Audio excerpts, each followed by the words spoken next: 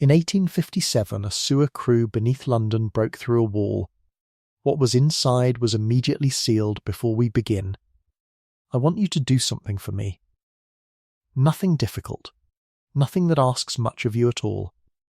I only want you to let your shoulders come down from wherever they've been sitting all day. Let them drop. Let the weight of the day slide off you like a coat you've finally taken off at the door. You don't need it here. You won't need it for a long while.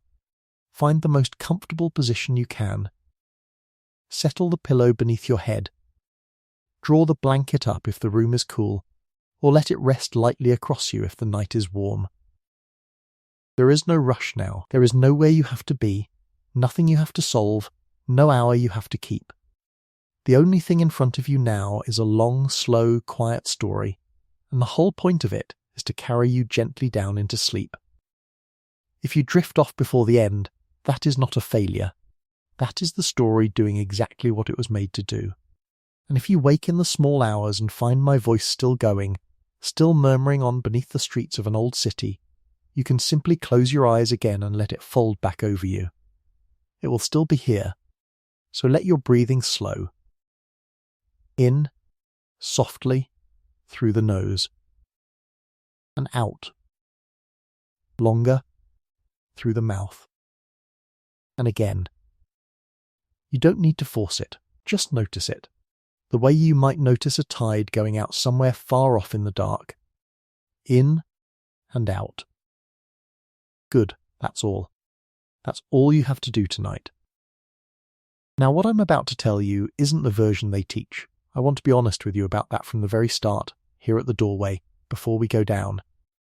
The history you were given in school, the neat history, the tidy history, the history that fits between two covers and ends with a date you can memorize, that history is very young. It's perhaps 200 years old the way it's usually told. It was tidied and trimmed and combed into shape by people who wanted a story that behaved itself. And underneath that tidy story, quite literally underneath it, there is another one. An older one, a darker, richer, stranger one, made of wet brick and buried rivers and the bones of a city that has been rebuilding itself on top of its own dead for the better part of 2,000 years. That's the story I want to take you down into tonight. Slowly, gently all the way down beneath the streets of London, into the dark under the pavement, where the gaslight doesn't reach and the maps go blank.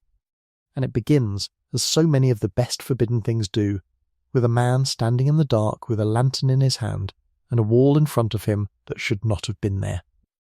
Let me take you to him. Let me take you down. Picture the year first. 1857. The city above is the greatest city in the world, or so it likes to tell itself, and there is a kind of truth in the boast. London is enormous, swollen, restless, a grey giant made of coal smoke and commerce, spreading further every year in all directions, swallowing villages whole, throwing up terraces and warehouses and railway arches faster than anyone can quite keep track of. 2.5 million souls live in it now, crowded together shoulder to shoulder.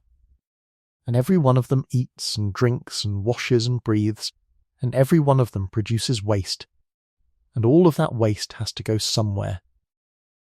And that, you see, is the great unspoken problem of the age. Where does it all go? For centuries it had simply gone into the river, into the Thames, into the cesspits and the ditches and the old covered streams that laced the city underground, and then down into the great brown tidal river that had been London's road and London's larder and London's drain since before anyone could remember. But there were too many people now, far too many. The old ways couldn't hold it, the cesspits overflowed, the ditches choked. The river, that broad grey working river, had become something else entirely. A slow, poisoned, stinking thing that carried the filth of 2.5 million people back and forth with the tide, twice a day, never quite carrying it away. You have to understand how bad it had become, because it matters to our story. In the hot summers, the smell rose off the water in a way that could stop a grown man in the street. They called it the Great Stink, and though the worst of it was still a year off from the summer I'm about to tell you of, it was already there, already gathering, already making the men who ran the city hold handkerchiefs to their faces as they crossed the bridges. The cholera came in waves and took the poor by the thousand, and no one yet quite understood why, though a few clever men were beginning to suspect the truth, that it was the water, the filthy water, carrying the sickness from one poor household to the next. And so the decision was made at last, after decades of arguing and delay, to do something enormous. To build, beneath the whole vast, sprawling city, a new system of sewers. Not the leaky patchwork of old brick tunnels and buried streams that London had always made do with, but a proper system, engineered, deliberate, monumental, great intercepting tunnels running east, following the line of the river but well back from it, catching all the filth before it could reach the water, and carrying it miles downstream, out past the city, to be released far away where the tide would take it and not bring it back. The man who would build it was named Joseph Bazalgette, and I'll tell you more of him as we go, because he is a real man and a remarkable one, and he deserves it. But tonight, for a little while, I don't want you to think about the engineer in his office with his drawings and his calculations. I want you to think about the other men, the ones who actually went down into the ground and made it happen. The navvies, the diggers, the men with the picks and the shovels and the lanterns, who spent their days and often their nights beneath the surface of the city, in the wet and the dark and the close bad air, hacking their way through London's own buried past. Because to build the new London, they had to dig through all the old ones. And there were so many. Layer upon layer of them, going down. Let me put the lantern in your hand now. Let me make you one of them, just for tonight. It won't hurt, it's only a story, and you're safe in your bed, warm and still, and nothing down here can touch you. But close your eyes and come down with me anyway, and let me show you what it was like. You are standing in a trench. It is deep, deeper than a house is tall, and it has been cut down through the streets of the old city, down through the made ground, the centuries of rubble and rubbish and forgotten foundations that London sits upon. The walls of the trench are shored up with heavy timber to stop them falling in, and the timber is dark and slick with the wet that seeps out of the earth here, always, no matter the weather above. It is never dry down here. This is the water table. This is the level where the buried rivers still run. The air is close and heavy and smells of many things at once. It smells of clay, that raw mineral smell of freshly turned earth. It smells of the river, faintly, that low brown organic smell that never quite leaves this part of the city. And under both of those there is something older and colder, a smell like the inside of a very old church, like stone that hasn't seen daylight in longer than you've been alive. Your lantern throws a small warm circle of light, and the flame trembles a little in the draught that comes from somewhere further along the tunnel, from the dark you haven't explored yet. Above you, faint and far, you can hear the city going about its business. The rumble of a cart over cobbles, the clop of a horse, a church bell, muffled by all the earth between you and it, marking some hour you've lost track of. Down here the hours don't mean much. Down here there is only the work, and the dark, and the small circle of your lantern's light. And on this particular night, a night in the autumn of 1857, though the men down here couldn't have told you the exact date any more than they could tell you the exact hour, on this particular night, the digging had gone strange. Let me slow down here. Let me tell it the way it was told, passed from one man to another, growing a little each time, the way all the best underground stories do. And I'll be honest with you again, gently, because I promised I would. No one wrote this down in any official record that survives. There's no neat document with a date and a signature that says this happened. This is a story that lived in the mouths of the men who worked the tunnels, and their sons and their grandsons, and it may be that it never happened at all, or that it happened smaller and plainer than the way it's remembered. That's the nature of the things that get sealed away. The sealing is the whole point. What gets sealed leaves no paper. It only leaves a rumour passed down low, and a feeling that the tidy history isn't the whole of it, but the real ground it stands on, the sewers, the river, the buried city, the layered dead beneath the streets, all of that is as real as the bed you're lying in. So let the true things hold up the mysterious one, the way the timber holds up the trench.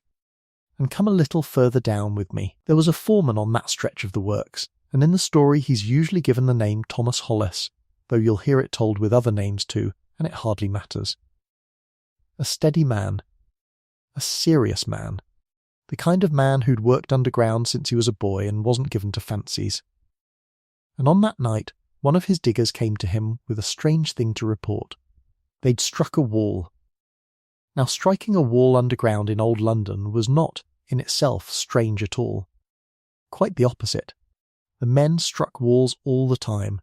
The buried foundations of Roman houses, medieval cellars, the flint and rubble footings of churches that had burned down 200 years before in the Great Fire and been built over and forgotten. London is a city made of its own buried buildings, one on top of the other, and to dig anywhere in the old centre was to dig through the walls of the dead. The men were used to it. They'd curse it, because it slowed the work, and they'd break through it or dig around it and carry on. But this wall was different, and the digger who'd found it knew it was different. And that's why he came for the foreman, rather than just swinging his pick at it. For one thing, it was built too well. The old Roman work they struck was good, the Romans built to last, and even after 1700 years, their walls could turn a pick. But it was rough, practical, made of ragstone and tile bonded with that hard pink Roman mortar. This wall was smooth. Dressed, the stones were large and squared and fitted together so tightly that you couldn't get a knife blade into the joints. It was the work of men who had time and skill and a reason to build something meant to keep. And it curved. That was the other thing. It wasn't the straight run of a house wall or the corner of a cellar. It curved away into the dark on both sides, a great smooth arc of dressed stone, as if the men had struck the edge of something round, something enclosed, something that had a shape and a purpose, and, quite clearly, an inside.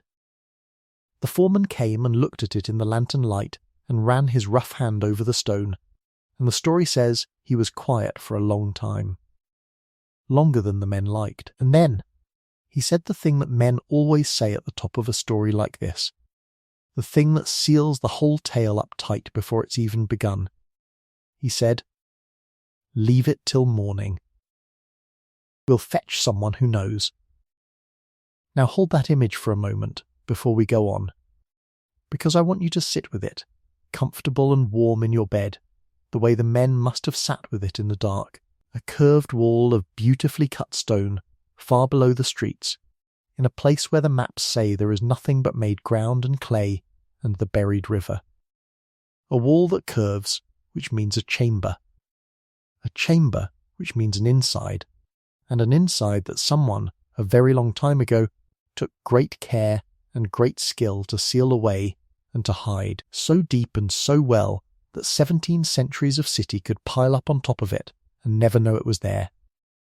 And a foreman standing in the lantern light, deciding, in the way that ordinary men so often decide the fate of extraordinary things, to leave it till morning. But of course they didn't leave it till morning. You knew they wouldn't. Nobody ever does. Let me tell you what happened before the morning came.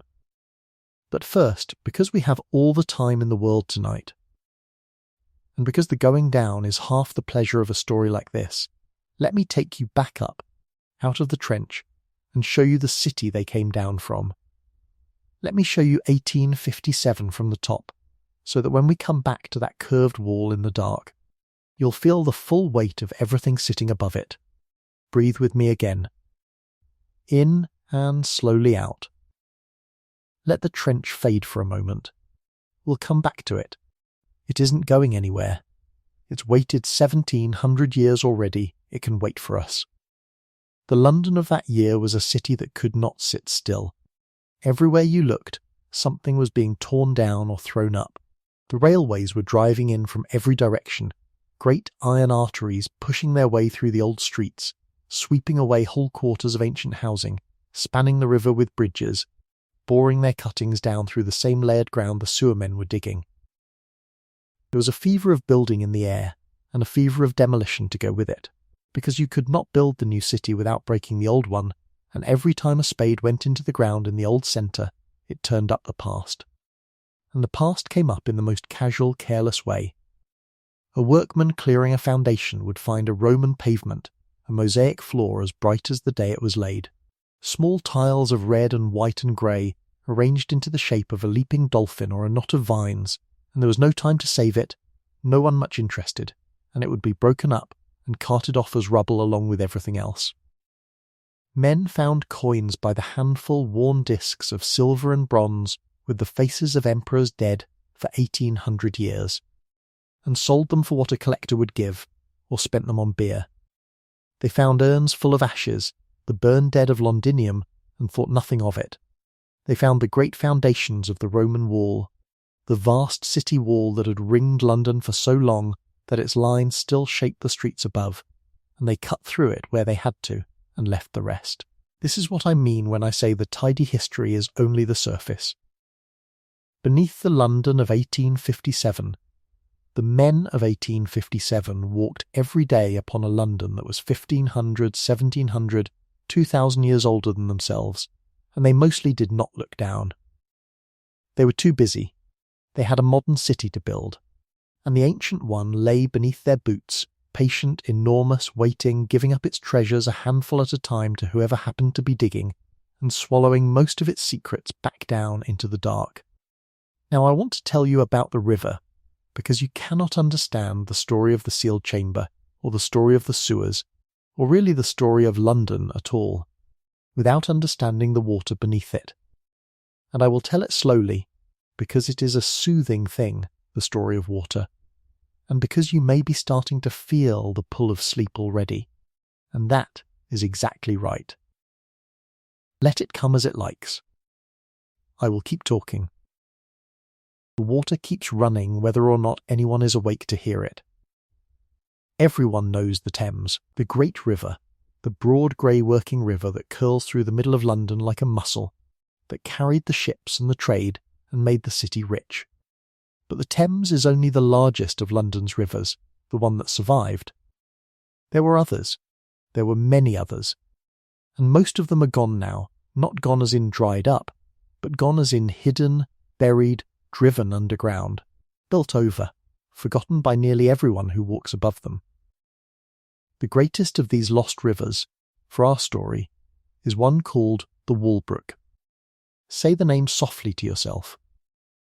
Walbrook, it means more or less the brook by the wall, the stream that ran beside, or through, the old Roman wall of the city.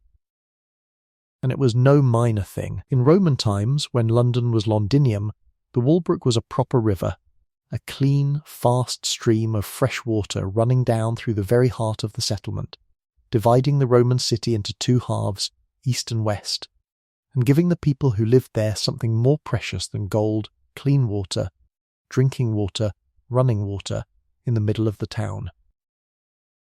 The Romans built their city around it, they settled its banks, they threw bridges across it, they built their houses along it and their workshops beside it, the potters and the metal workers and the tanners, all the trades that needed water.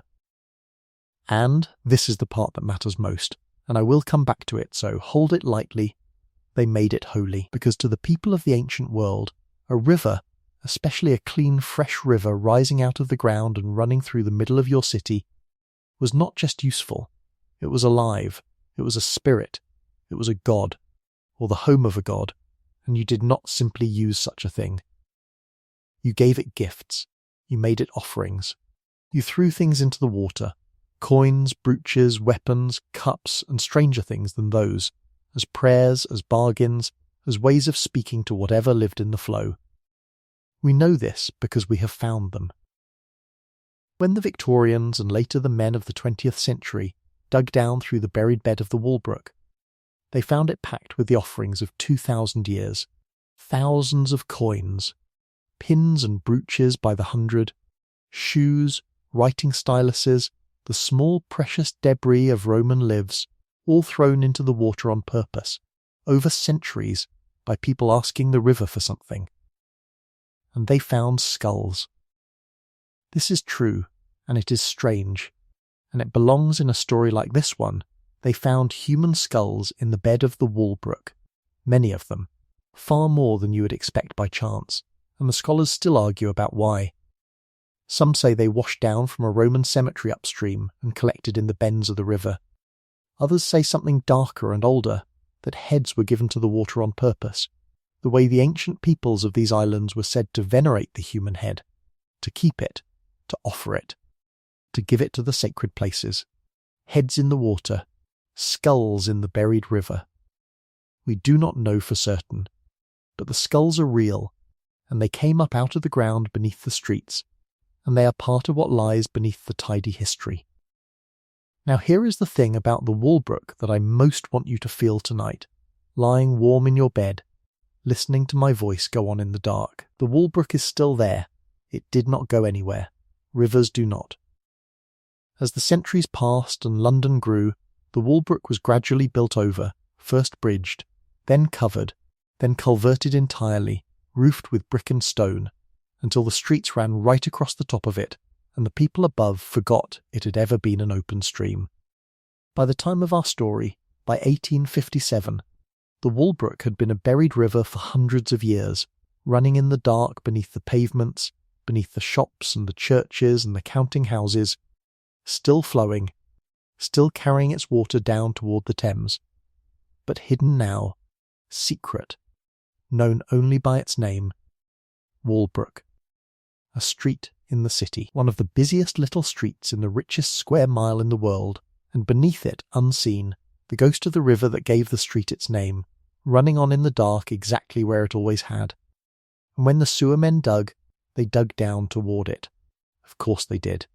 The whole point of the new sewers was to catch the water, all the buried water, all the lost streams and covered rivers that London had spent centuries stuffing underground, and to bring them into the new system and carry them away. So the men digging in the autumn of 1857, in that deep wet trench in the old heart of the city, they were digging down through the layers, down toward the buried river, down into exactly the part of London where, 1,700 years before, the Romans had built their houses and their workshops and their bridges and their holy places along the banks of the sacred stream.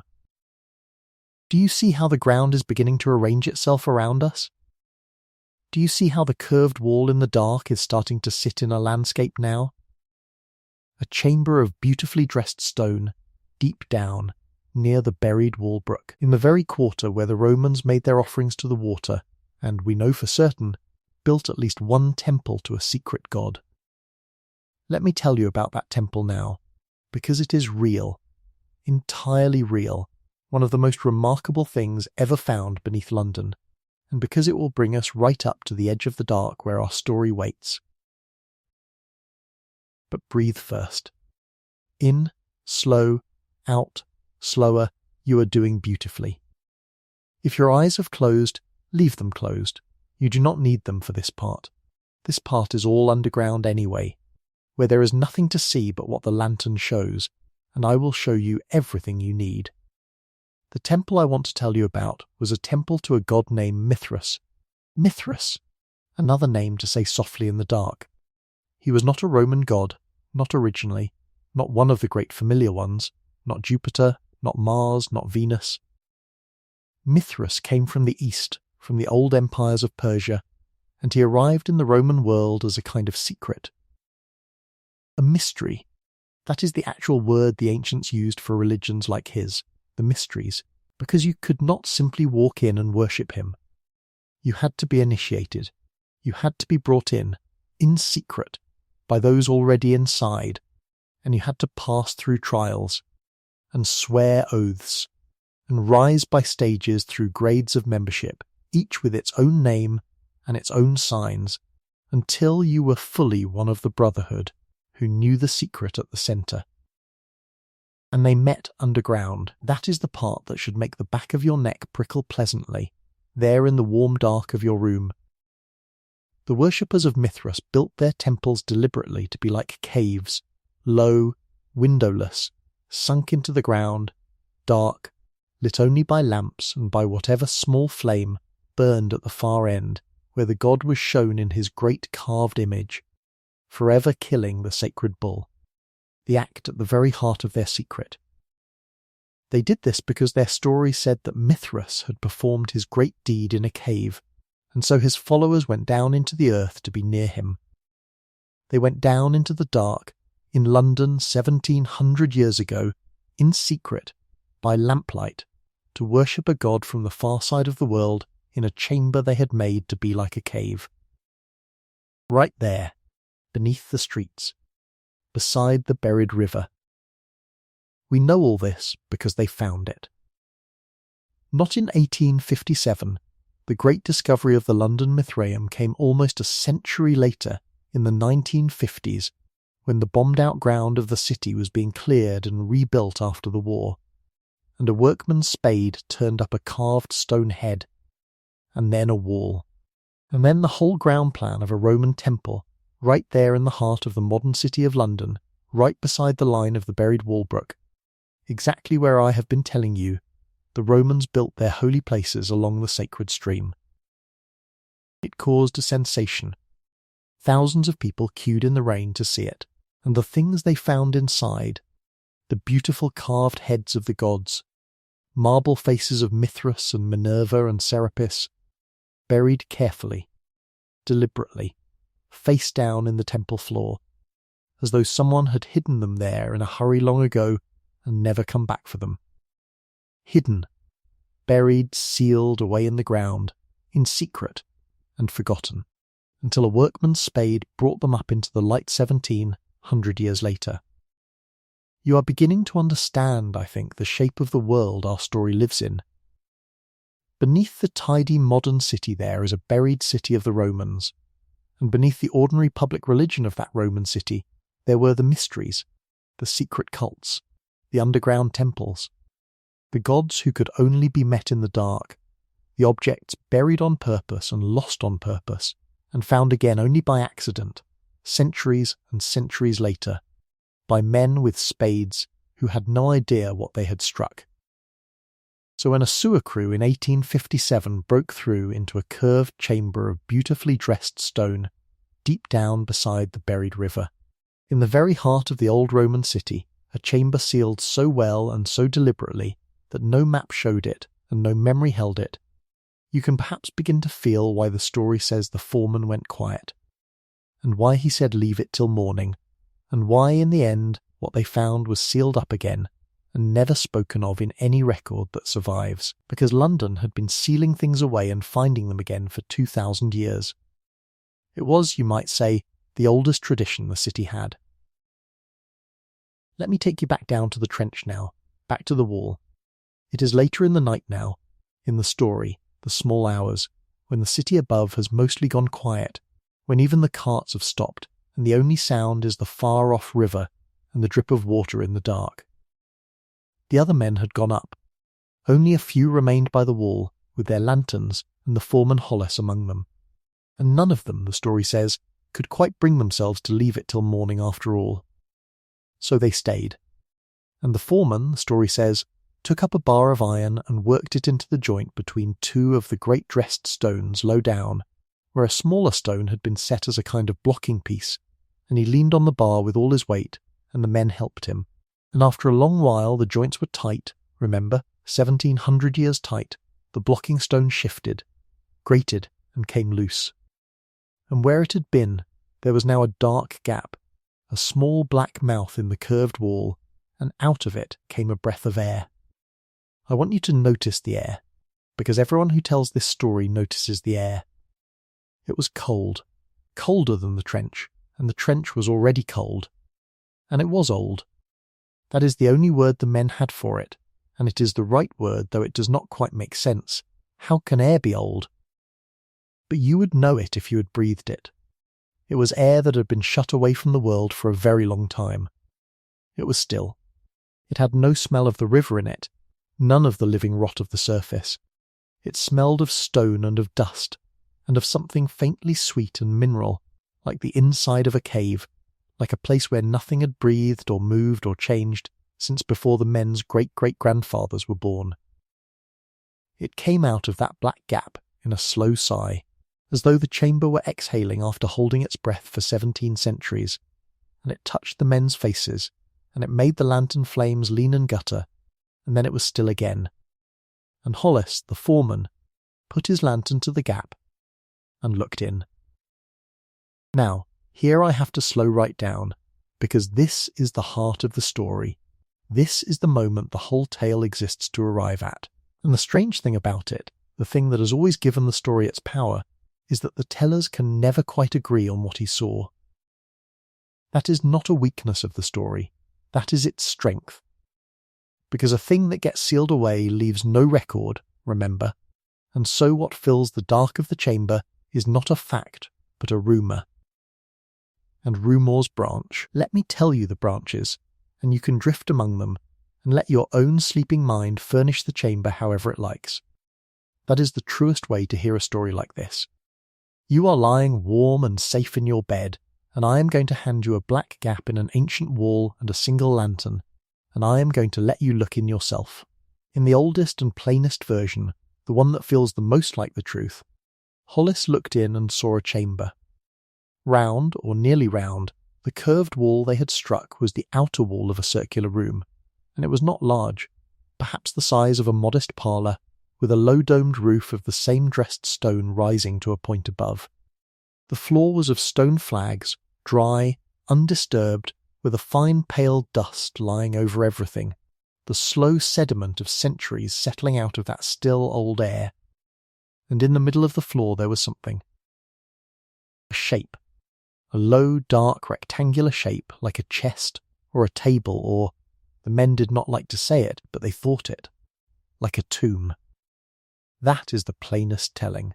A sealed round chamber, and something in the middle of it, and the men not quite able to see what. In another telling, richer and stranger, Hollis's lantern light fell first not on the floor, but on the walls, and the walls were carved. Covered, all the way round, in figures cut into the stone, processions of people, or of gods, moving in a ring around the chamber, so that whoever stood in the centre would be surrounded by them, watched by them, hemmed in by a silent stone crowd that had been waiting there in the dark for 1700 years. And at one point in the procession, larger than the rest, a figure the men could not name, a man, or something like a man, in a strange peaked cap doing something to a great beast that knelt beneath him. You will recognise that image now, I think. You have heard me describe it already, at the far end of the temple where the small flame burned, Mithras, forever killing the sacred bull. But the men in the trench did not know that name. They only knew that the carved man in the peaked cap was looking down at them out of the wall, and that it made them want very much to be somewhere else, and in the strangest telling of all. And I give it to you not because I believe it, but because it is part of the story, and because at this hour, drifting towards sleep, the strangest tellings are somehow the easiest to receive. In the strangest telling, the thing in the middle of the chamber was neither chest, nor tomb, nor altar, but a figure. A figure seated in the centre of the round dark room, facing the gap through which Hollis looked, as though it had been placed there long ago precisely to face whoever should one day break in. Carved of stone, the tellers are always quick to say.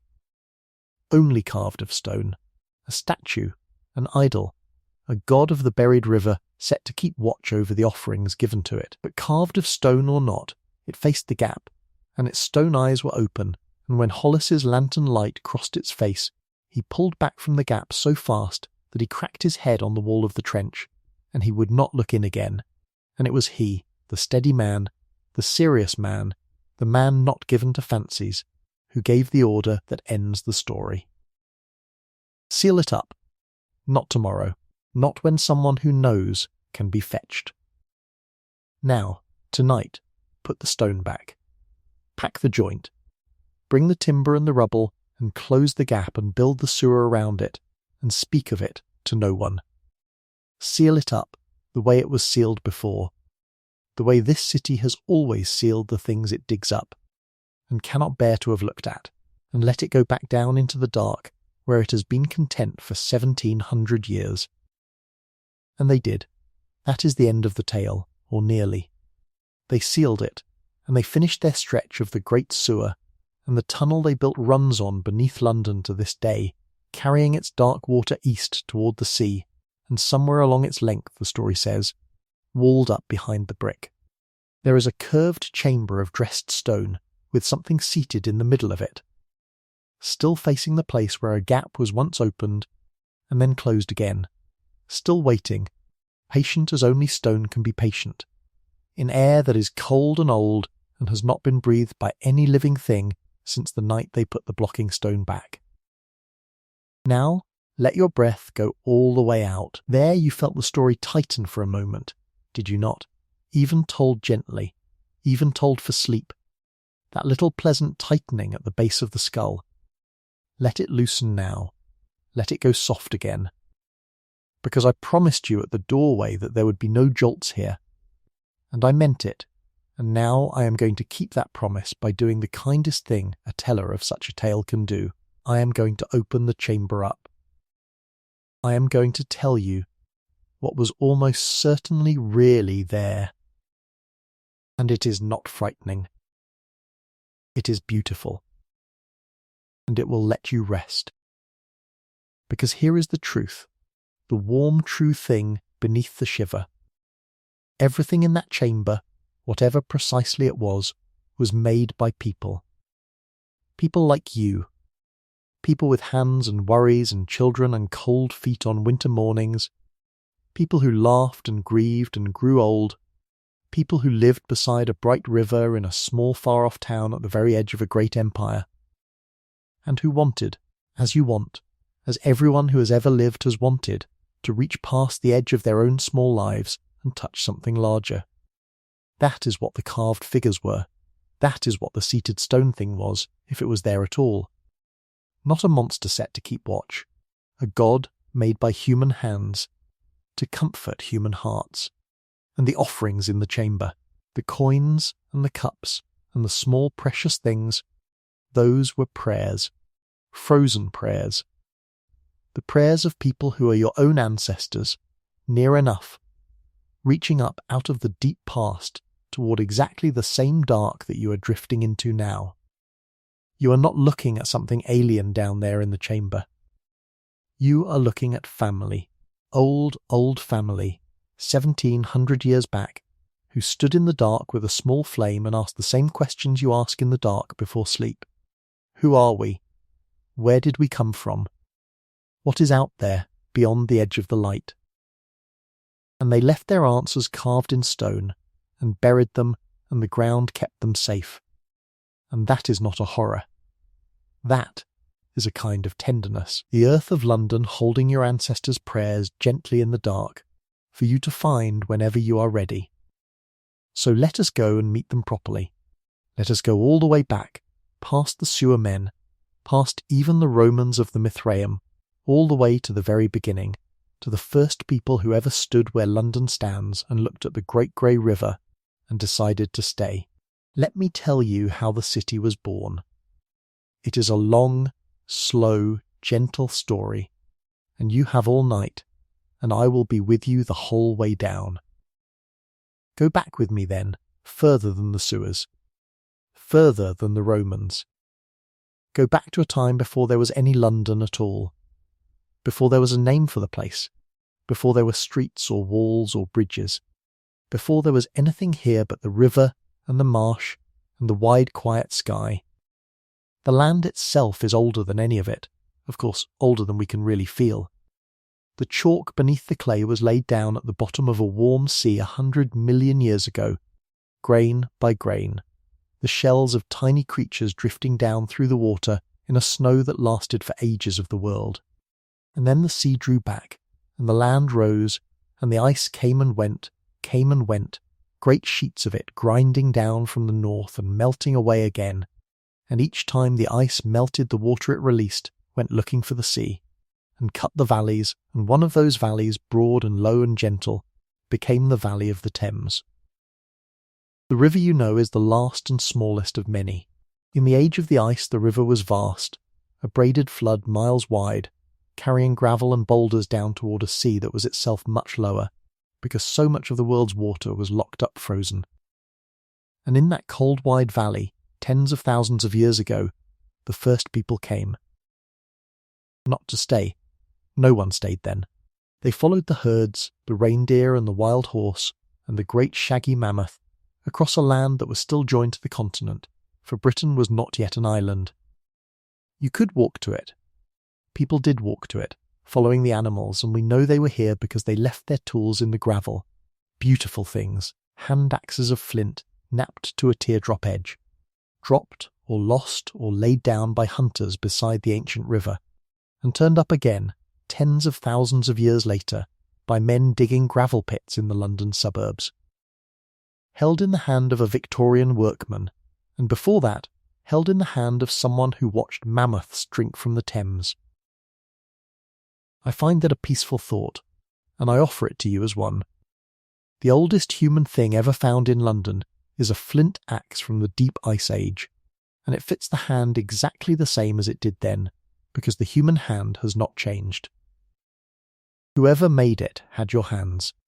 Reach one out from under the blanket if you like, and turn it in the dim light, and think, this shape, this palm, these fingers, someone had these by the river 100,000 years ago, and made a beautiful sharp thing with them, and lived and died, and is your ancestor in the long, long line.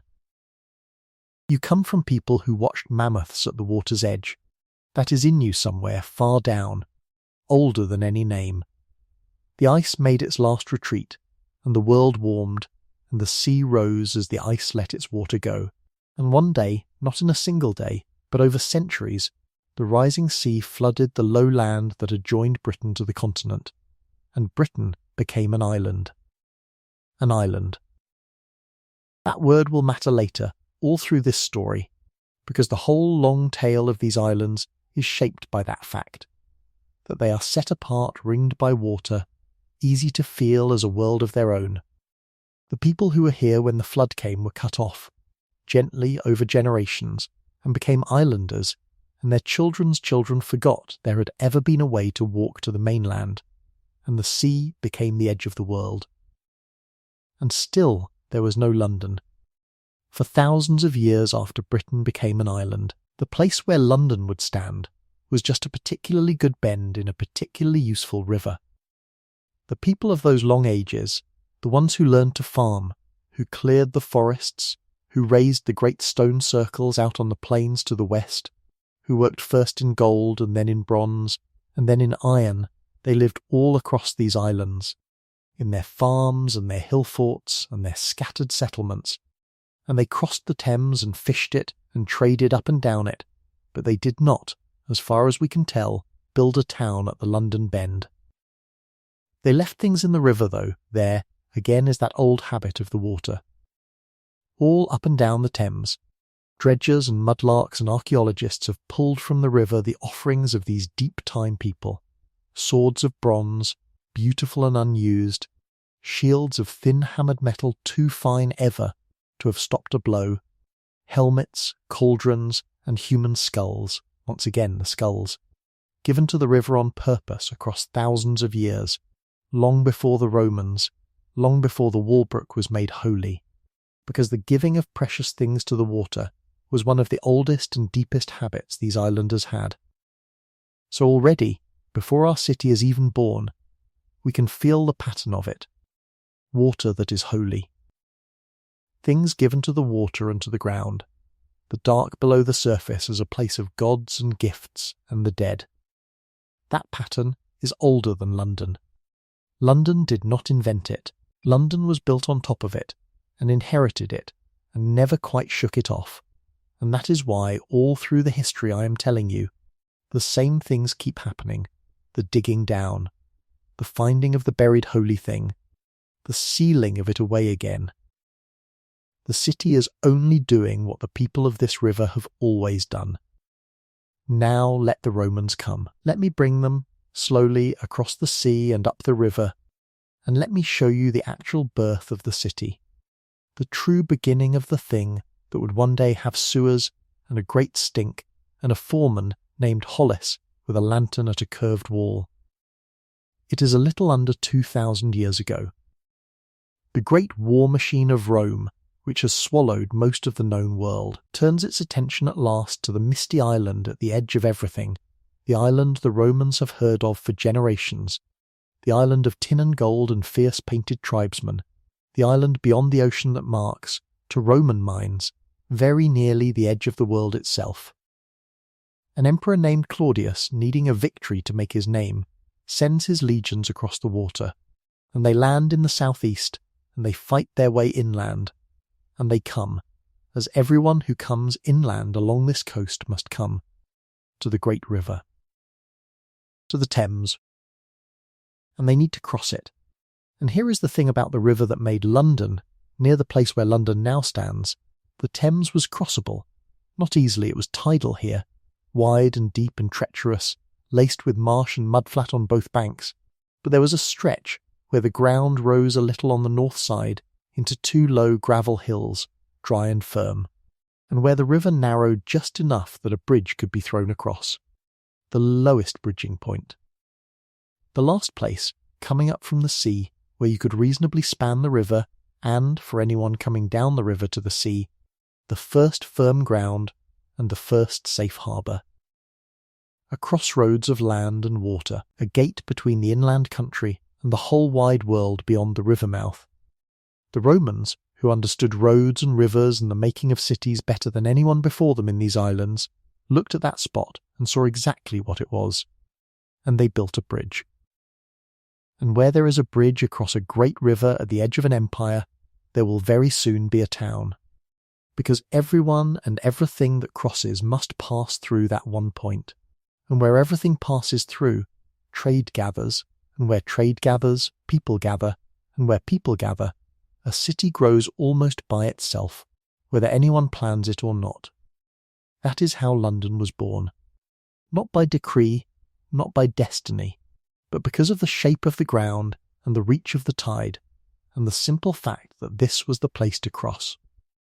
They called it Londinium. No one is quite sure what the name meant, or what older island word it came from. It may reach back to the deep time people, to some name for the place, or the river, or a person, worn smooth by being passed from tongue to tongue for so long that its meaning wore away. Londinium, the name is almost all we have left of whatever was here before the Romans wrote it down, and it has outlasted the empire that recorded it, and it is the name you live under still, if you live in London, a word older than nearly everything. Its origin lost in exactly the kind of dark we have been descending into all night. Let the town grow now, in your mind, on those two low gravel hills by the bridge, with the sacred Walbrook running down between them to the river. Let me build it for you, timber building by timber building, and then in stone, and let me people its streets. Because this is the Londinium that lies at the very bottom of the layered city. The Londinium whose buried chamber a sewer crew would break into 1,700 years later, and I want you to know it, gently, before we go back down into the dark to meet it. The first Londinium was a town of timber and thatch, thrown up quickly beside the new bridge, muddy and busy and raw, the way a boom town is always raw. Merchants came, and soldiers, and the people who follow merchants and soldiers, the innkeepers, the smiths, the potters, the moneylenders, the women who kept the lodging houses, the men who unloaded the boats. They came from all over the empire, because that is what the empire was. A great churning mixing of peoples held together by roads and coins and the Latin tongue. In the mud of early Londinium you would have heard a dozen languages.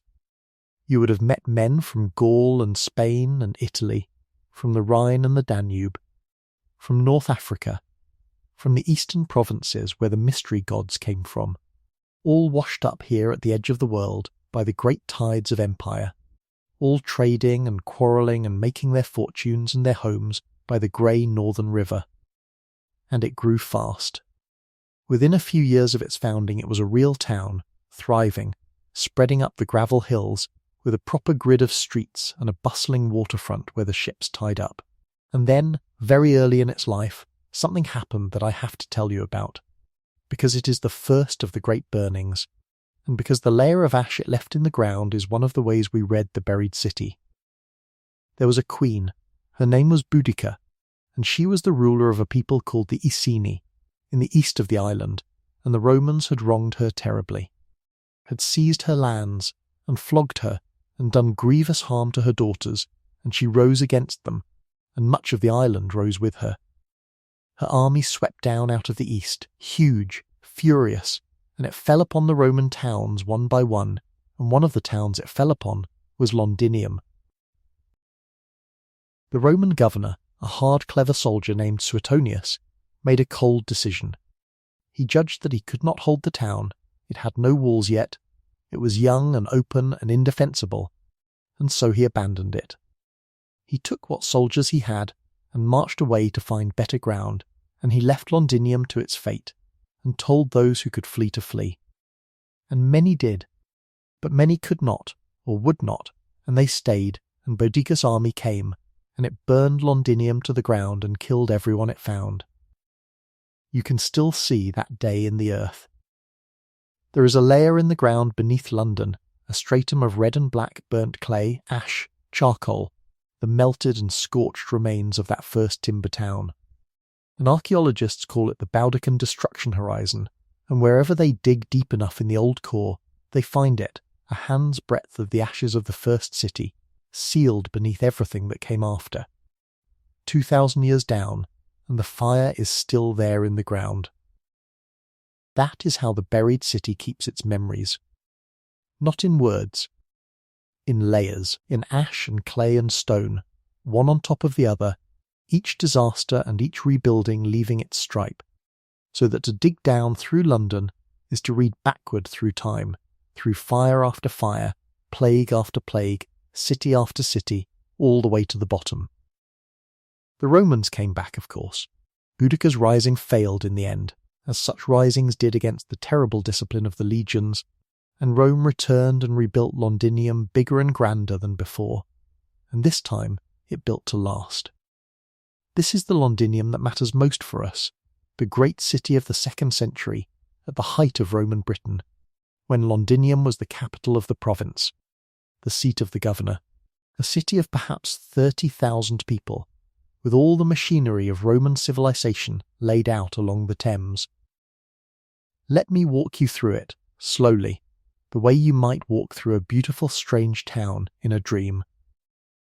Because you are getting sleepy now, I think, and a slow walk through a vanished city is exactly the thing to walk you the rest of the way down. There was a forum, a great public square, the heart of the town ringed with colonnades, and on one side of it a basilica, an enormous hall where the law was administered and the business of the city was done.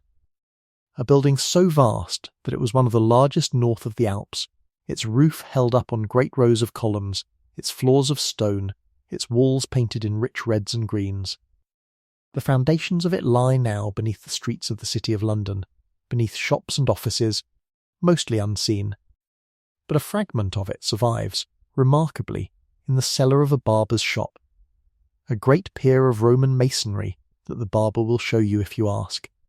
A piece of the beating heart of Londinium, standing in the dark beneath an ordinary modern street. That is so perfectly London that it makes me smile every time. The grandest civic building in the ancient province, and what remains of it, is a lump of stone in a hairdresser's basement, kept as a curiosity, most Londoners never knowing it is there. There were baths. The Romans could not imagine a city without baths, great vaulted halls of hot and warm and cold rooms, where the people of Londinium went not only to be clean, but to meet, to talk, to do business, to spend the long afternoons. The water was heated by furnaces and carried through the walls and under the floors by an ingenious system of ducts and pillared spaces, so that you could walk on a warm floor in the middle of a cold northern winter, 1,700 years before central heating was reinvented. The men who built the Victorian sewers dug through the remains of those baths, through the stacked tile pillars of the underfloor spaces, and found them, and mostly carted them away as rubble.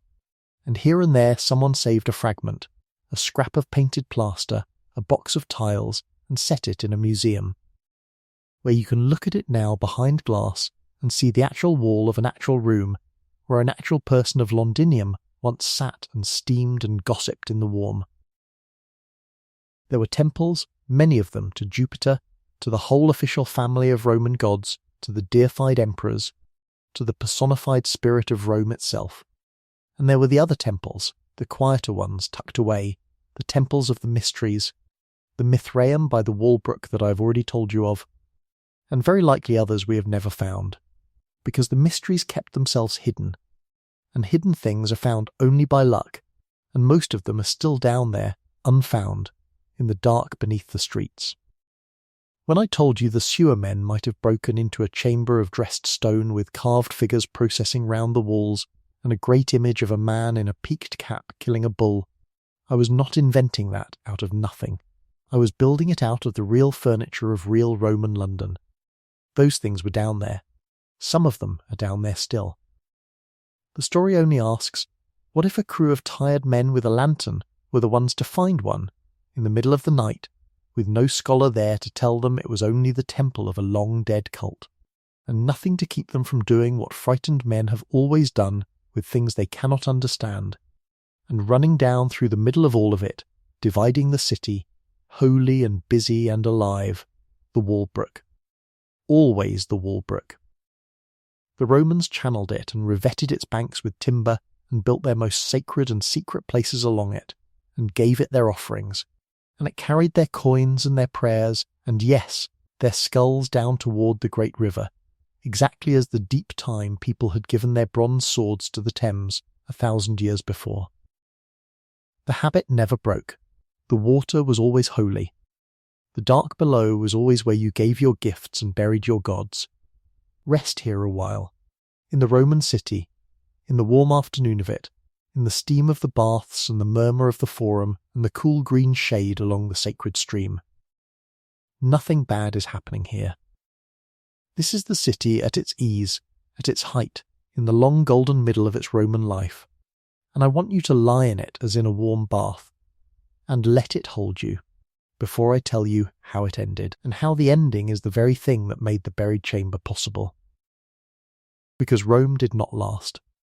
Nothing does.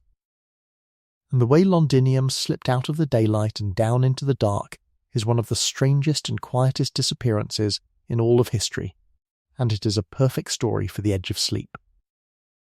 Empires do not usually end all at once. They fray, they thin, they pull back at the edges, slowly over generations, so slowly that the people living through it do not always know it is happening. The way you do not notice a room growing dark at dusk until suddenly you realize you can no longer read. That is how it went with Roman Britain. Far away at the centre of the empire, things were going wrong, pressures on the frontiers, wars over the throne. The whole vast machine straining and beginning to seize. And Britain was the far edge, the last province, the misty island at the end of everything, and when a great machine begins to fail, it is the far edge that is let go first. The legions were called away, a few at a time, to fight the empire's wars elsewhere, and they did not come back. The flow of coin from Rome slowed, and then stopped. The officials left. And at last there came a moment, around the year 410, though of course no one at the time knew it was the moment, when the people of Britain, appealing to Rome for help against raiders, received back a letter, or so the story goes, telling them plainly that Rome could no longer defend them, and that they must see to their own defence from now on. And that was the end of Roman Britain. Not with a battle, not with a burning, with a letter, and a shrug, and a slow letting go.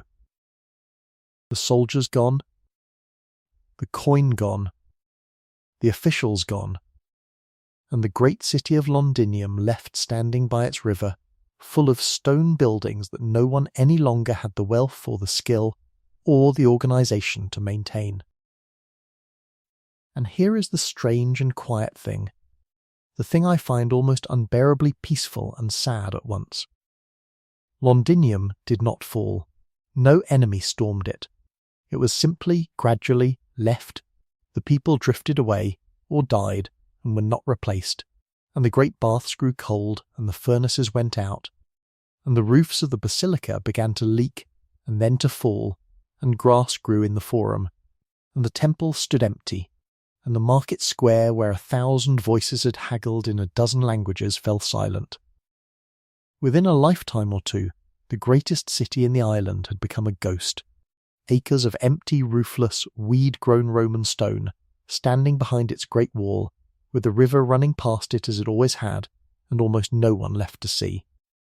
The English who came after, the Anglo-Saxons, the ancestors of a great many of you listening tonight, wherever in the wide world you are lying, they did not, at first, live in the old Roman city at all. They were farmers, not town-dwellers, and the ruined stone city frightened them, or at least awed them.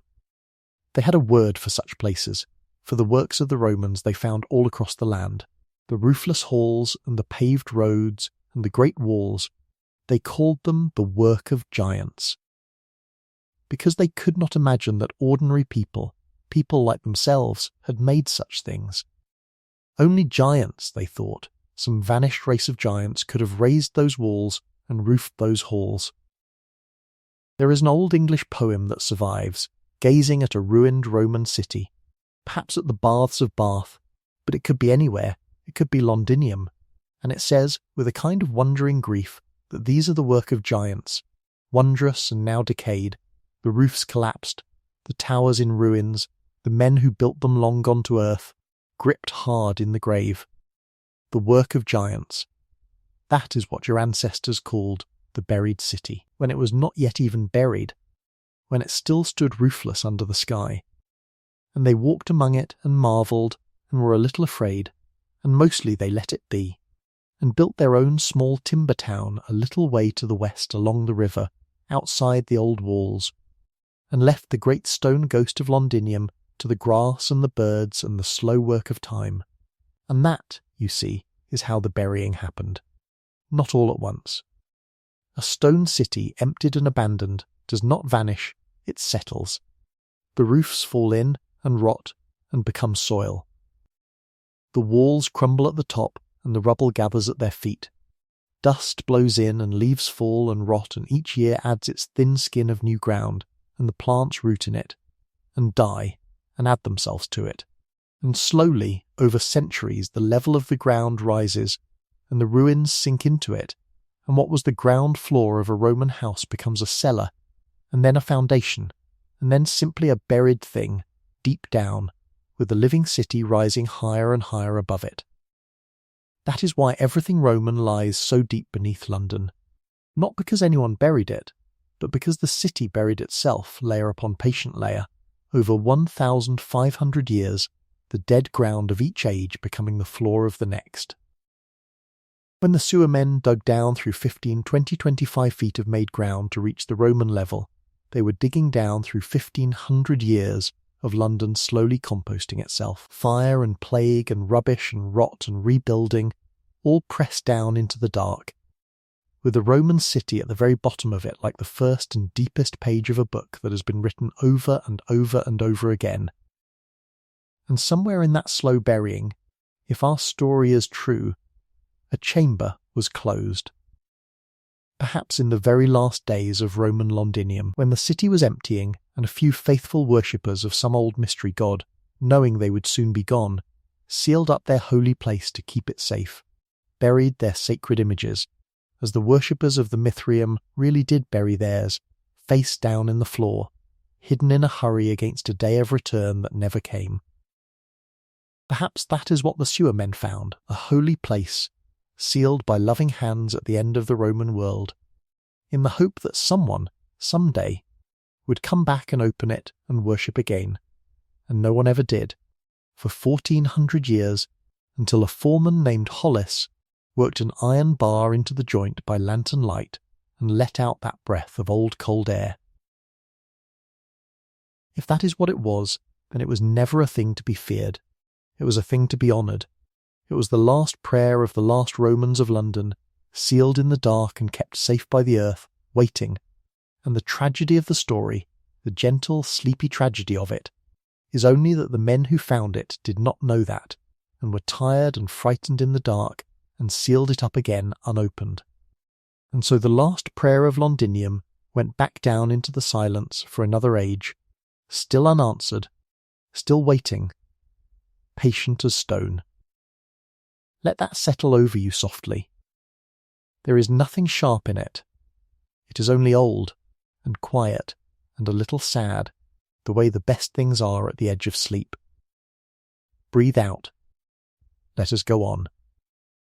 The city is not finished. It has 1,500 years still to rise above the buried chamber, and each of those years adds its own layer, its own secrets, its own things dug up and reburied, and I mean to tell you a good many of them before the night is through, gently, one after another, like counting the strata down. Let me bring London back to life then, after the long Roman silence. Let me tell you how the ghost city was reoccupied, and walled again, and grew, and became the London of the Middle Ages, with its undercrofts and its plague pits and its own dark places below the streets. We are climbing back up through the layers now, up out of the deepest dark, toward the gaslight and the sewer men, and we have all the time in the world. For a long while, nearly 300 years, the old walled city of Londinium stood mostly empty, a great ring of crumbling Roman wall enclosing acres of ruin and grass, while the living English town, the one they called Lundenwick, grew up a little way to the west, along the river where the Strand runs now, a town of timber and thatch and busy little wharves, trading across the sea to the continent, full of the ordinary happy noise of a market town, but built outside the giant's walls, in the open, undefended, and that undefended openness became a danger, because a new terror came out of the sea. The Northmen. The Vikings. Their long ships came up the rivers of England, swift and shallow-draughted, and they fell upon the rich open towns and the wealthy monasteries, and they burned and looted and killed, and they came more than once to Lundenwick on the Thames. And it was under that threat that a great king, Alfred, the one they came to call the Great, the king who saved the English from the Northmen when all seemed lost, made a decision that shaped London for 1,000 years. He moved the town back inside the walls, back inside the old Roman walls.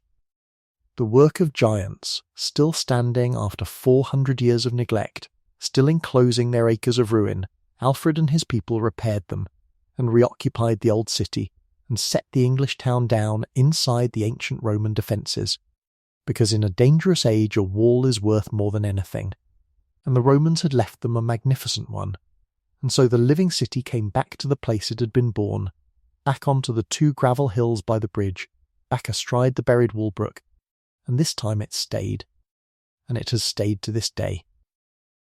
The London you know sits inside the ghost of the wall the Romans built and Alfred mended, and the shape of that wall still shapes the streets, and the gates in it still live in the names: Aldgate, Bishopsgate, Newgate, Ludgate, Aldersgate, Moorgate. Names you can ride the modern trains to, each one marking a place where, for 1,000 years and more, a great gate stood in the wall, and travellers passed in and out of the walled city between towers of Roman and medieval stone. The medieval city rose fast now, timber house crowded against timber house, the streets narrowing, the lanes twisting, the whole dense tangle of old London taking shape, and it rose, remember, on top of the Roman layer, on top of the ash and the ruin, so that the medieval builders, digging their own foundations and cellars, were forever turning up the Roman dead. They found the pavements and the coins and the bones, and they made of them what their own age made of such things. They saw wonders and portents and the work of giants, and sometimes the relics of saints, and sometimes the snares of devils. A medieval Londoner who dug up a beautiful Roman carving did not think as we do, the 2nd century, provincial workmanship. How interesting. He thought, what is this, and who made it, and is it holy or is it cursed, and ought I to keep it, or bury it again, or take it to the priest? and often enough the answer was to bury it again, to seal it away. Because a thing you cannot understand, dug up out of the dark ground, is a dangerous thing, and the safest place for a dangerous thing is back in the dark where it came from. Do you hear the pattern still turning? It never stops. Roman, Saxon, medieval, age after age, the Londoners dig down and find the buried holy thing and are frightened by it and seal it away again. The sewer men in 1857 were only the latest in a line 2,000 years long. And so, I think, will be whoever comes after us. It is what this city does. The medieval city was a city of the church above all, a city of 100 parish churches, their spires crowded together, their bells filling the air, and the great cathedral of St. Paul rising over all of them on the western hill. A vast building, one of the longest churches in all of Christendom, with a spire that reached impossibly high into the London sky. And beneath the churches, beneath all of them, was the other church, the underground one, the crypts, the undercrofts, the vaulted stone chambers below the floor, where the dead were laid and the holy things were kept, and the foundations reached down toward the Roman layer and sometimes right into it. I want to linger in the undercrofts a while, because they are perhaps the most beautiful of all London's underground places, and because they will settle you deeper into sleep. An undercroft is a vaulted stone room beneath a building, beneath a church, beneath a great house, beneath a monastery's hall. The medieval builders were masters of the stone vault, the arch turned in 3 dimensions. Ribs of dressed stone springing from squat pillars and meeting overhead in a canopy of curves, holding up the whole weight of the building above on a web of arches so that the space below could stand open and unbroken.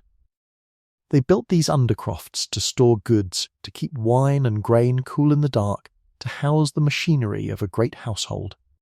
And sometimes simply because a great building needed strong foundations, and a vaulted cellar was the strongest kind.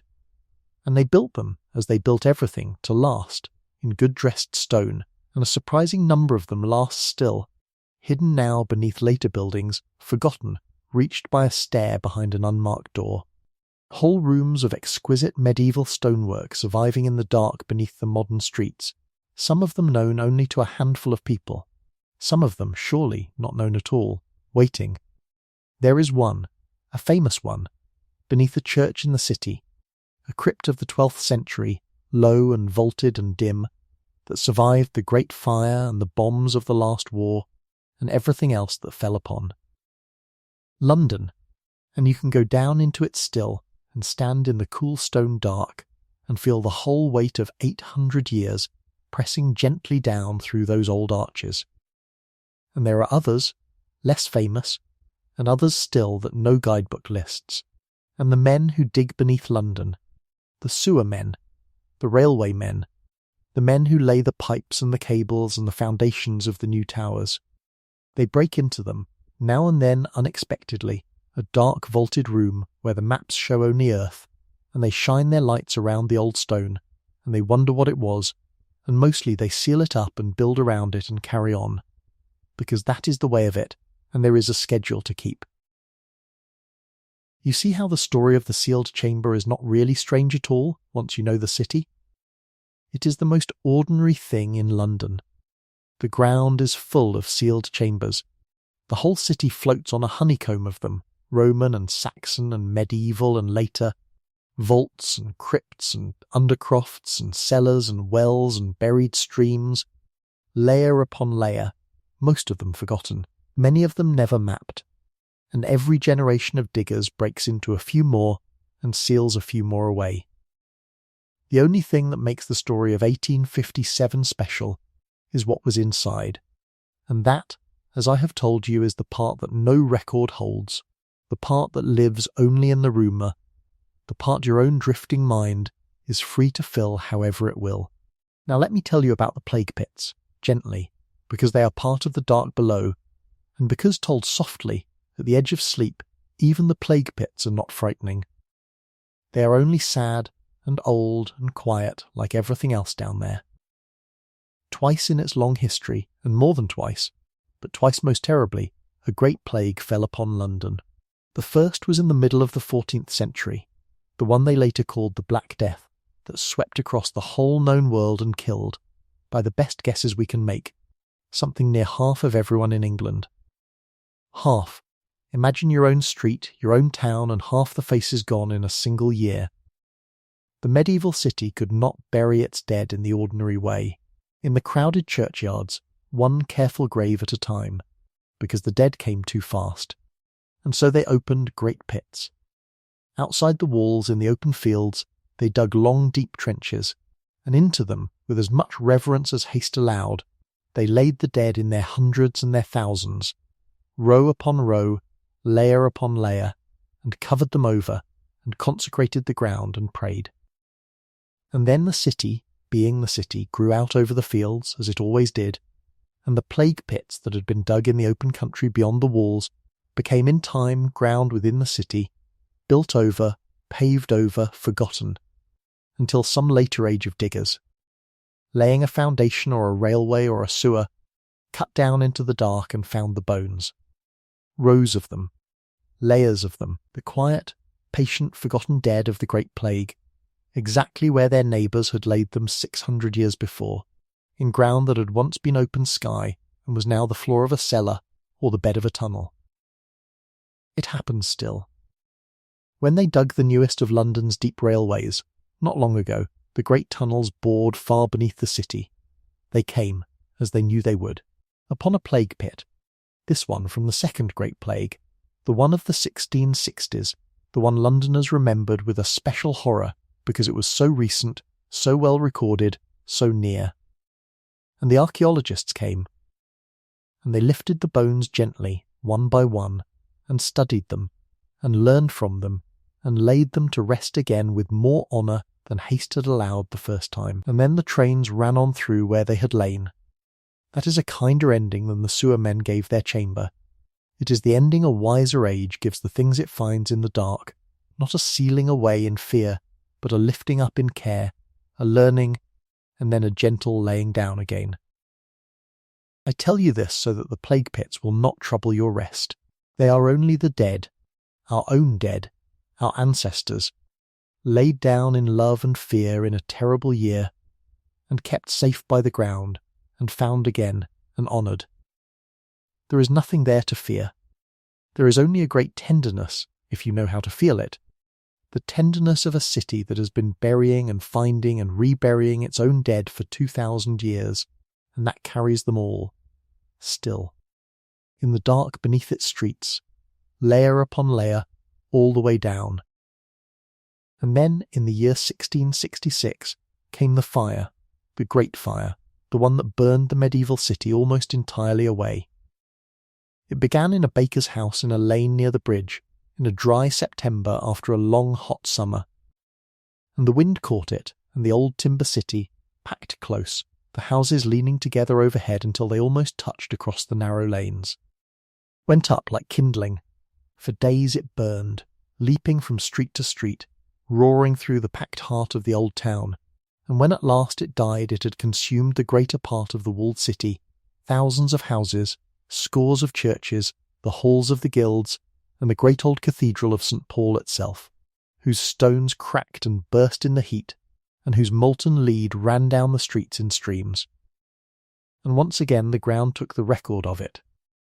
There is another burnt layer in the London earth, the 1666 layer, the Great Fire horizon, red and black like the Boudiccan one 1,300 years below it. Two great stripes of ash in the buried city, marking the 2 times London burned to the ground, with all the layers of ordinary life stacked patiently between them and above them. But out of that fire came something that matters for our story, because it was after the Great Fire that London truly began to build in the way that would, 2 centuries later, send the sewer men down into the dark. When they cleared the ashes and began to rebuild, they built in brick and stone rather than timber, and they built bigger, and they built with foundations that went deeper, and this is the thing.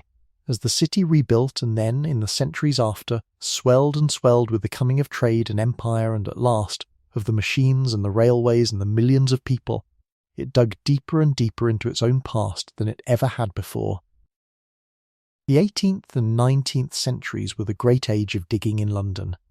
Cellars, foundations, docks, railways, and at last the sewers, each one cutting down through the layers, each one turning up the Roman dead and the medieval dead and the plague dead and the buried holy things, faster and in greater number than any age before. And so we arrive, climbing back up through all the strata, at the age we began in. The great age of digging. The age of Basil Jet and the sewers and the great stink. The age when London, grown vaster than any city the world had ever seen, finally cut down deep enough and wide enough and everywhere enough to break into all the sealed chambers of all the ages below it at once, and mostly sealed them straight back up. Because it was busy, because it had a modern city to build. Because that is what this city has always done. Let me tell you properly now about the sewers themselves and about the man who built them. Because I promised you I would, and because the story of Basil Jet and his great tunnels is one of the most soothing tales of quiet competence in all of history, and a sleepy mind loves nothing better than the story of a difficult thing done well and slowly and right. But first, breathe. We have come a long way up through the dark, from the Ice Age hunters to the Romans, from the giants' walls to the plague pits to the fire, and you have stayed with me, or you have drifted off and come back, and either is perfect. Let your breath go all the way out. Feel the weight of your body in the bed, held and safe, above you if you like. Imagine the whole layered city, all of it, all the ages stacked in the dark, holding you up, holding all of us up, patient and enormous and old. And let me tell you about the sewers. Joseph Basil Jet was a small, neat, quiet man with a large moustache and an enormous patience, and he did more to save the lives of Londoners than any general or king or physician who ever lived, and hardly anyone outside London has ever heard his name. I find that fitting, somehow, the man who built the underworld beneath the city, the man whose greatest work is by its very nature invisible, buried, hidden beneath the streets. Of course his fame is buried too. He would not have minded. He was not a man who wanted fame. He wanted the water clean and the city healthy, and he got both, and that was enough for him.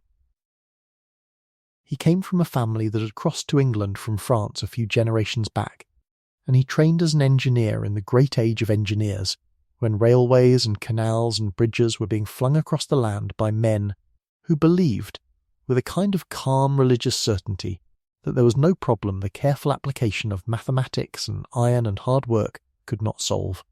And the problem he was given was the worst and largest problem any of them ever faced: how to take the filth of the greatest city on earth and carry it away before it killed everyone. I told you about the great stink.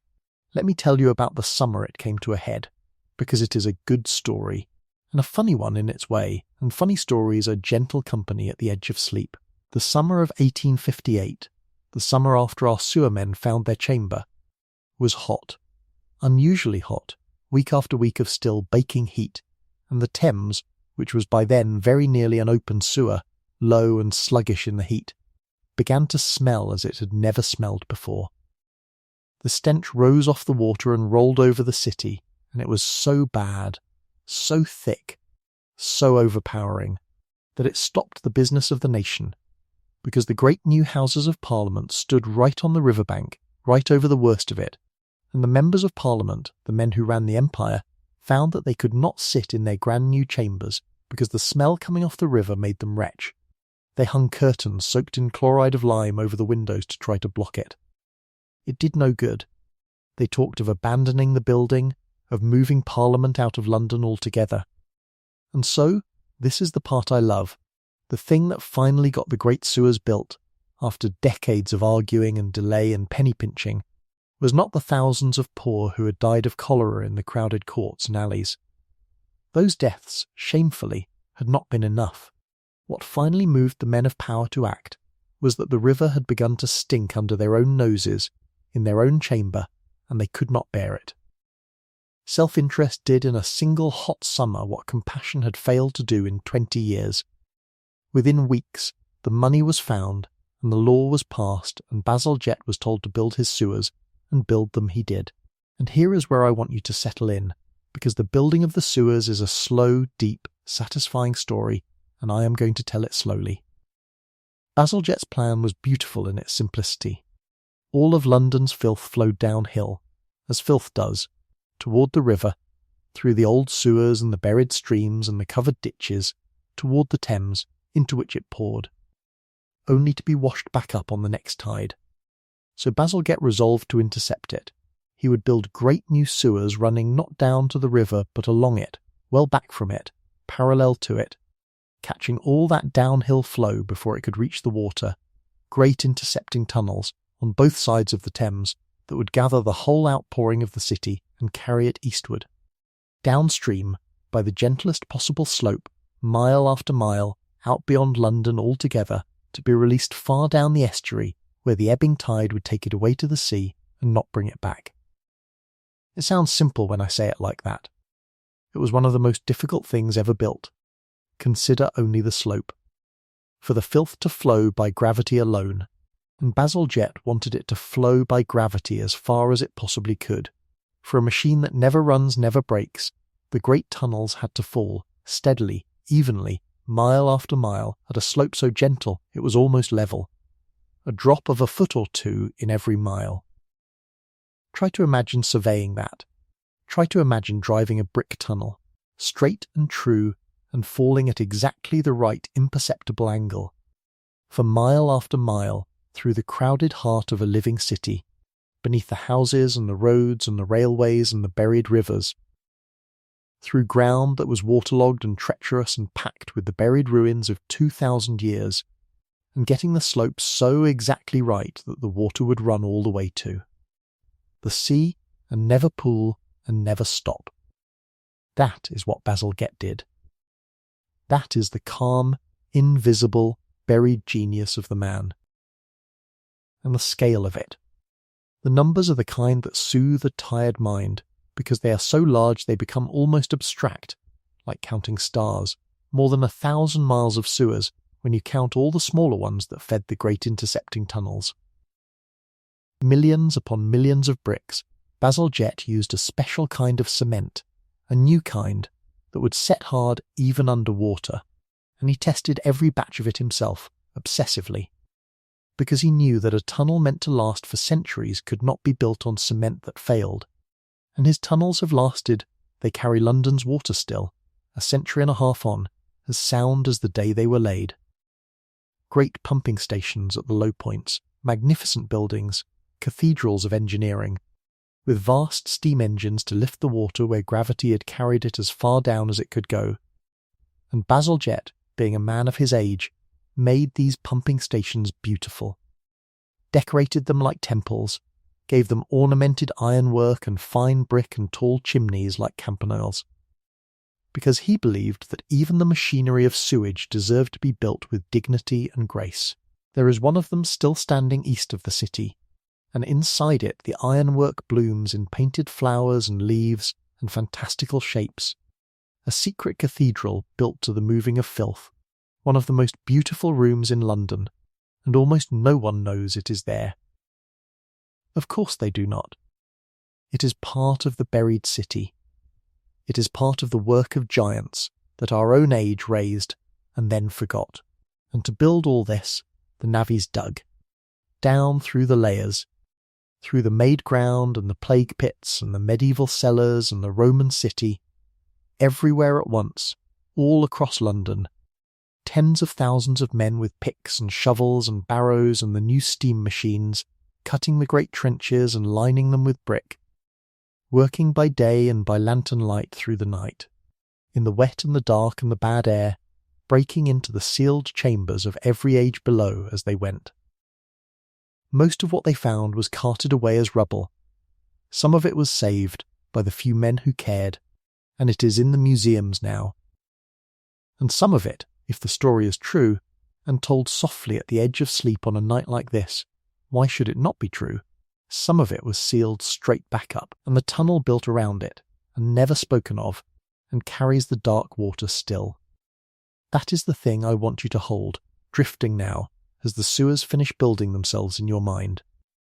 Every time you have ever pulled a plug, or heard water run away down a drain, anywhere in the old heart of London, that water is going down into Bazalgette's tunnels, down into the great brick arteries the navvies dug, down past, perhaps within a few feet of, a curved chamber of Roman stone with something patient waiting inside it. The living city and the buried one, separated by a single skin of brick, the clean modern water of your ordinary day running forever past the sealed and secret dark of 2,000 years ago. They are not far apart at all. They never were. That is the secret of London, the real one, the one beneath the tidy history, that the deep past is not gone, and not far away, but right there, always, just beneath your feet, held back by a wall of brick and a habit of not looking down. Rest in that a while. Let your breathing slow to the pace of that gentle underground water, running and running by the imperceptible slope all the way to the sea, past all the sealed chambers, patient and unhurried, in no rush at all, exactly like you tonight. There is nowhere it has to be by any certain hour. There is nowhere you have to be. Let it carry you. Let me come back now to the chamber. Gently we have been away from it a long while, wandering up and down through the ages, and if you have drifted in and out of the story, as you should, as is exactly right, let me draw the threads together for you, softly, the way I promised I would, because listeners drift, and a kind teller gathers up the tale now and then and hands it back whole. Here is what we have. A sewer crew in the autumn of 1857 digging one of the great tunnels down through the layered heart of old London, near the line of the buried Walbrook, in the very ground where the Romans built their city and their secret temples, and made their offerings to the sacred stream. A curved wall of beautifully dressed stone, too fine and too deliberate to be an ordinary buried foundation, sealed so well and so long that no map showed it and no memory held it. A foreman, Hollis, who worked a blocking stone loose and let out a breath of cold old air and looked in by lantern light, and saw a chamber, round, domed, undisturbed, with something at its centre, and carved figures perhaps, processing round the walls, and perhaps a seated stone thing that faced the gap, and an order, given in fear or in awe, to seal it up again, unopened, unexamined, unrecorded, and a tunnel built around it, and a silence kept, and a rumour that came down through the years in the mouths of the men, and no paper anywhere to prove a word of it. And here is what we know is true. All around that unprovable heart, the sewers, real, Bazalgette, real, the Walbrook, real, still running in the dark beneath the streets, the Roman city, real, at the bottom of everything, the Mithraeum, real, found in the 1950s by the buried river, its sacred images buried face down in the floor by loving hands at the end of the Roman world. The plague pits, real. The undercrofts, real. The whole 2,000-year habit of this city, of digging down and finding the buried holy thing and being frightened by it and sealing it away again, real, real, real, attested, age after age. So the chamber sits at the exact meeting point of everything true. It is the one thing in the tale that no record holds, surrounded on every side by things that every record holds, and that is precisely why the story has such a hold on those who hear it. It does not ask you to believe in anything impossible. It asks only, given all of this, given a city honeycombed with real sealed chambers, given real Roman temples found by accident, given real sacred things buried in real floors, given a real habit of fear and sealing that runs from Boudicca's day to our own. Is it so very hard to believe that once, on one dark night, a tired crew broke into one more chamber, and that this one held something that made them decide, as so many Londoners before and since have decided, that some things are better left in the dark? You may believe it or not, as you like, drifting there in the warm. It does not matter to your rest either way. If you like, it is only a legend, a ghost of the tunnels, a tale the navvies told to frighten the new boys, and that is a fine thing to be, and true enough in its own way, for the tale itself is real even if the chamber is not, and I have handed it down to you tonight exactly as such things are meant to be handed down, low and slow in the dark. And if you like, it is more than that. If you like, somewhere beneath the modern city, walled up behind Bazalgette's good brick, there really is a curved room of Roman stone with cold old air in it, and a patient thing at its centre, still facing the place where a gap was opened once and closed again, still waiting for someone to come back with a lantern and finish what Hollis began. Both of those are true tonight. Choose whichever lets you rest. Or choose neither, and simply let the images drift. The wet brick and the lantern flame and the breath of old air and the carved figures turning in the dark, and let them carry you down. Because here is the deepest and warmest truth of the whole thing, the one I have been bringing you toward all night, the one I want to leave you with as you slip under. It is about you. It is about where you come from. So many of you listening tonight are far from these islands. You are in Canada, in the long, cold, clean nights of the north. You are in Australia, where it is the other season and the other hour, the sun perhaps already up while I whisper you towards sleep. You are in New Zealand, in the green quiet at the very edge of the world. You are in South Africa, in the high dry air. You are across America, in 1,000 towns whose names your ancestors carried with them from villages here they never saw again. You are scattered across the whole wide world, the great diaspora of these small grey islands, and something in you, some deep, quiet, unhurried thing, reaches back toward here, toward the old country, toward roots you cannot quite see, in ground you have never stood on, under a grey northern sky your great-grandparents left behind and dreamed of ever after. And what I want you to feel as you drift down tonight is that those roots are real, and they are deep, and they are far, far older and far, far richer than the tidy little history anyone ever taught you. You do not come from 200 years of neat dates in a schoolbook. You come from the men who made flint axes by the Ice Age river and watched the mammoths drink. You come from the islanders cut off by the rising sea, who gave their bronze swords to the water. You come from the mongrel, many-tongued crowd of Roman Londinium, from Gaul and Spain and Africa and the East, all mixed together by the grey river 2,000 years ago. You come from the English who called the ruined city the work of giants and were half afraid of it. You come from the medieval Londoners crowding under their 100 spires, from the ones who dug plague pits with weeping and prayer, from the ones who rebuilt after the fire, from the navvies who went down into the dark with a lantern and broke through a wall. All of them are in you. All of them are your ancestors, near enough in the long braided line. And all of them stood, at one time or another, in the dark before sleep, and asked the same questions you ask. Who are we? Where did we come from? What is out there beyond the edge of the light? And reached, as you are reaching now, towards something older and larger than their own small lives. That reaching is the oldest human thing there is. It is older than London. It is older than the flint axe. And it is the thing that connects you, lying warm in your bed tonight, across all the miles and all the centuries, to the very first person who ever stood by the great grey river and decided to stay. You are not cut off from your roots. You are one of the roots. You are the living end of a line that runs down, and down and down, through every layer of the buried city and far beneath it, all the way to the bottom, all the way to the beginning, unbroken. And that line is holding you tonight, exactly as the layered city holds up the streets, patient and enormous and old and kind. So let it hold you. Let it all hold you.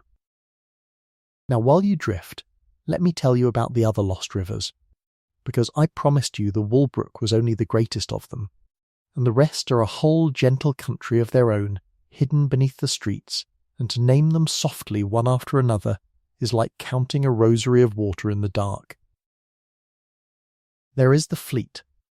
The Fleet was once a real river, and a large one, larger than the Walbrook, it ran down from the heights in the north, from the springs on the hills where the great parks are now, down through the valley to the west of the old city, and out into the Thames in a broad tidal mouth where the ships could ride. In the early days it was clean, and holy too, lined with wells whose waters were said to heal, and pilgrims came to them.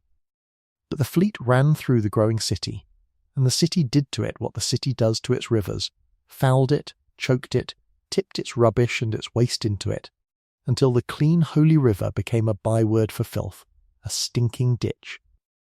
An open sewer running black through the heart of the town. And so, in the end, they covered it. They arched it over with brick and built the streets across the top of it, and the fleet became a buried river like the Walbrook, running in the dark, still there, still flowing, roofed over and forgotten. It runs there now, beneath one of London's great roads, and on a wet day, if you know exactly the right spot, and you put your ear to the right grating, they say you can hear it, the ghost of the fleet, running down its old valley in the dark, on its way to the Thames as it has gone for 10,000 years, since the ice let its water go. There is the Tyburn that ran down through the west, past where the great palaces and parks are now, and gave its name to a place of a darker fame, the old gallows place, but its waters were sweet once, and the springs that fed it were tapped to carry drinking water into the medieval city through elmwood pipes bored out by hand. There is the Effra in the south, and the Neckinger, whose strange name is said to come from a grim old bit of riverside slang, and the Peck, and the Falcon, and the Westbourne, which was dammed long ago to make a great ornamental lake in one of the royal parks, so that its waters still lie open to the sky in that one place, the last visible stretch of a lost river, before it too dives underground and runs the rest of its way to the Thames in the dark. And there are smaller ones still, streams and brooks and springs without number, most of them nameless now, all of them driven underground as the city grew, all of them still there, still flowing, a whole hidden hydrography of lost water threading through the dark beneath the pavements, feeding into Bazalgette's tunnels, running down and down by the gentle slope to the sea. Say them over to yourself as you drift, if you like. The Walbrook, the Fleet, the Tyburn, the Effra, the Neckinger, the Westbourne, the lost rivers of London, running in the dark, each one older than the city, each one holy once, each one still there. There is something wonderfully sleepy in the very idea of them. All that water, moving so patiently, so quietly, so unseen, beneath the roar and rush of the daylight city, going nowhere in a hurry, simply flowing, the way water flows, the way it has always flowed, before there was a London, before there was a name, before there was anyone here at all to give the rivers names or gifts or fear. And here is a small true thing about those buried rivers that I love, and that belongs to our story. The men who dug the sewers had to reckon with them constantly, these hidden streams, because you cannot dig a tunnel through wet ground laced with buried rivers without meeting water, and meeting it suddenly, and meeting it hard. The navvies would be driving their trench down through the layers, and they would strike an old buried watercourse, or the waterlogged bed of a lost river, and the water would come in, welling up, seeping through, sometimes bursting in a flood that filled the trench and sent the men scrambling for the ladders. They fought the water constantly. They pumped it and shored against it and cursed it and went on. And every so often in that wet dark ground, following the line of a buried river down toward the Thames, exactly where the Romans had built their holy places along the sacred stream, every so often, the story says they broke through into something that was not just water and mud, something built, something sealed, and the water and the dark and the old air came out to meet them together. You see how it all fits? The rivers and the temples and the tunnels and the chamber, they are all the same story, the story of water and the dark below, told over and over for 2,000 years. The Romans went down to the water to meet their gods. The sewer men went down to the water to carry it away. and somewhere between the two, in the wet dark by the buried stream, if the tale is true, the one crew met the other's holy place, 1,700 years apart, and did not know what they had found, and sealed it up, and came back to the surface, and the water ran on past it in the dark, as it runs still. Let me tell you now, softly, about the wells, because they are the smaller cousins of the buried rivers, and they carry the same old holiness, and because a well is a lovely thing to think of at the edge of sleep, a small dark shaft going down into the cool earth toward the water, quiet, patient, deep. London was a city of wells before it was a city of pipes. Everywhere in the old town there were wells, sunk down through the made ground to the water table, to the level where the buried rivers run, and from them the people drew their water, bucket by bucket, up out of the cool dark. And some of the wells were more than wells. Some of them were holy, springs and wells whose water was believed to heal, dedicated to saints, visited by the sick and the hopeful, hung about with the little offerings and prayers of the desperate. There is a whole geography of holy wells beneath and around old London, most of them lost now, remembered only in a street name here and there, and a Clerkenwell or a Sadler's Wells or a Holywell, names that carry, buried in them like a coin in a river, the memory of a sacred spring where people once came to be healed, where they gave the water their gifts and their prayers exactly as there. Ancestors had given gifts to the Walbrook and the Thames 1,000 and 2,000 years before. Always the water, always the gifts to the water, always the going down, into the well, into the river, into the temple cave, into the dark below, to meet whatever lived there, and to ask it for something. It is the oldest religion these islands ever had, older than any church, and it never really died. It only went underground, like the rivers, and runs there still, in the names and the habits, and the deep quiet pull that every one of us feels, even now, even you, drifting there in the dark before sleep, reaching towards something older than yourself. Let me take you now to the greatest of all London's sealed and layered places above the ground, the one building where you can walk down through the ages with your own feet and touch each layer as you pass it, the old fortress by the river, the White Tower, the Tower of London. I want to tell you about it, not for its famous horrors, its prisoners and its axes, but for its stones, its deep foundations, its undercrofts, and the way it too sits upon the buried Roman city, so that when you go down into the deepest part of it, you are going down, once again, into the dark of Londinium. The tower stands at the eastern edge of the old city, right against the line of the Roman wall. In fact, it was built partly onto the Roman wall, using the ancient defences that Alfred had mended as one side of its own. The great square keep, the White Tower itself, was raised 900 years ago by the Norman conquerors, William and his men, who came across the sea and took England and set their stone fortresses down upon the English towns to hold them. And they set this one down here, by the bridge, by the river, on the old Roman ground, to overawe London and to guard it. And they built it, as they built everything, to last 1,000 years, in stone brought across the sea from their own country, walls 15 feet thick at the base, going down into deep foundations that reach through the medieval and Saxon layers, and into the Roman city beneath. And beneath the White Tower, and beneath the other buildings that crowded up around it over the centuries, there are undercrofts and vaults, and deep dark stone chambers, some of them for storage, some of them for prisoners, some of them for purposes long forgotten. And below even those, when they have dug, they have found the Roman layer, and the Roman wall running on beneath the medieval one, and Roman rubbish and Roman coins, and here and there the Roman dead. The tower is the layered city made solid and visible, one place where you can see the whole stack at once, Norman on Saxon on Roman on the deep time ground, all held together in one great grey mass of stone by the river. And there are stories there, of course, of sealed places. There always are, in a building so old and so deep and so full of the dark. Walled-up chambers found by workmen, blocked doorways that lead nowhere anyone can explain, bones in the foundations.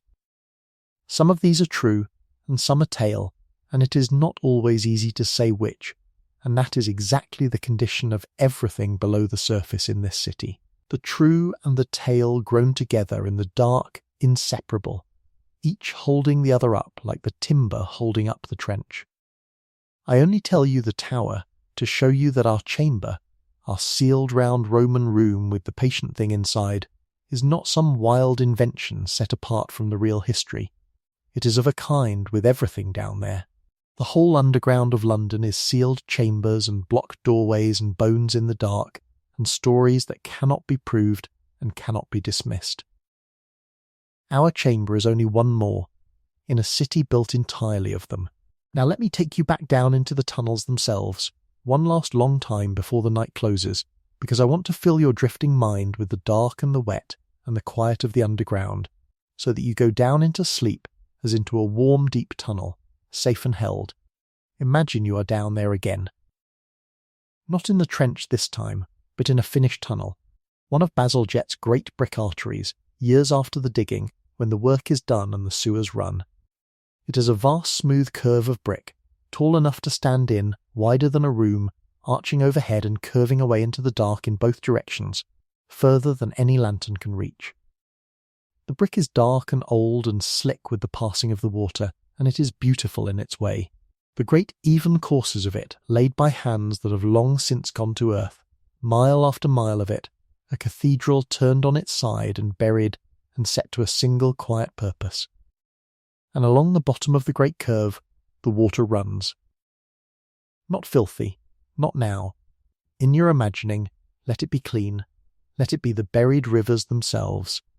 The Walbrook and the Fleet and the Tyburn gathered together, running down by the gentle slope toward the sea.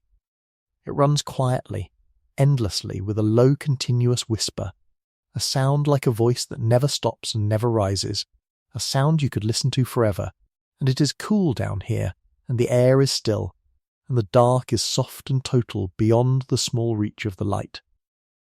And there is a smell, the smell I told you of at the very beginning, when I first put the lantern in your hand, the smell of wet brick and old stone, and the faint far breath of the river, and under it all that cool mineral smell of the deep ground, the smell of a place that has not seen the sun and never will. It is not an unpleasant smell, down here in your imagining. It is the smell of the deep quiet places of the earth, the smell of caves and crypts and wells, the smell of the dark below, and there is something in us, something very old, that finds it restful, that has always found the cool deep dark of the earth restful, since long before there was a London, since the first people sheltered in the first caves and slept safe in the dark with the cool stone around them and the fire at the mouth. That is in you too. The love of the safe dark. The peace of the deep, quiet place, let it come over you now. And somewhere in that great dark web of tunnels, off one of the long brick curves, behind a stretch of wall that looks like all the rest, there is the chamber. You know it is there now.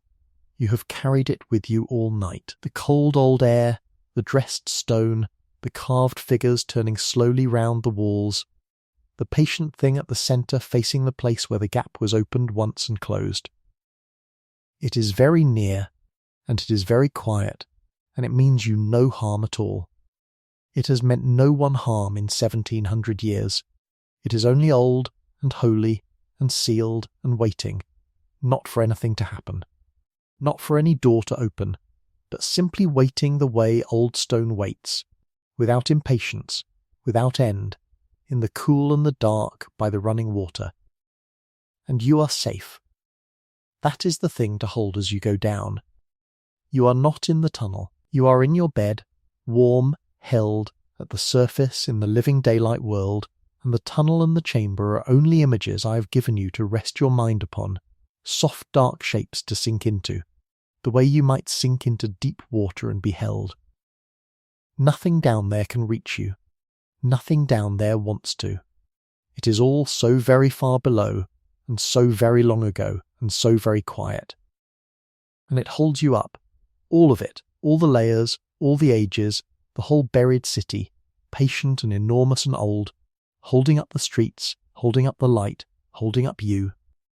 Let me tell you more about the mysteries, now softly, because they are the truest key to the chamber, and because the more you understand the men who might have built it, the gentler and the more human it becomes, and the deeper you will sleep. I told you that Mithras came from the east, and that his worship was a secret, and that his followers met underground in temples made like caves. Let me tell you what it was actually like to be one of them, as far as we can piece it together from the stones and the scraps they left, because it is a beautiful and strange thing, and because it belongs to your own ancestors, near enough, the mongrel Roman crowd of Londinium from whom so many threads of you descend. To join, you had to be brought in, someone already inside the brotherhood, and it was a brotherhood, men only, largely soldiers and merchants and officials, the practical striving men of the empire. Someone already inside would vouch for you, and you would be initiated, and the initiation was not a small thing. It was a passage, a trial. You went down into the dark of the temple cave, and you were tested and frightened, and made to feel that you were passing through death itself, and coming out the other side, reborn, remade, one of the knowing few in a world of the ignorant many. And then you began to climb. There were 7 grades, 7 steps you could rise through over the years, each with its own name and its own sign and its own guardian planet.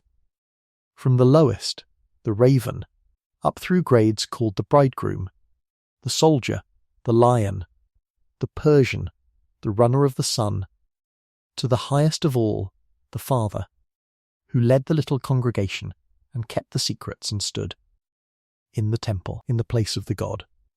And the secret at the centre, the thing shown in the great carved image at the far end of every one of their cave temples, lit by its single flame, was Mithras killing the bull.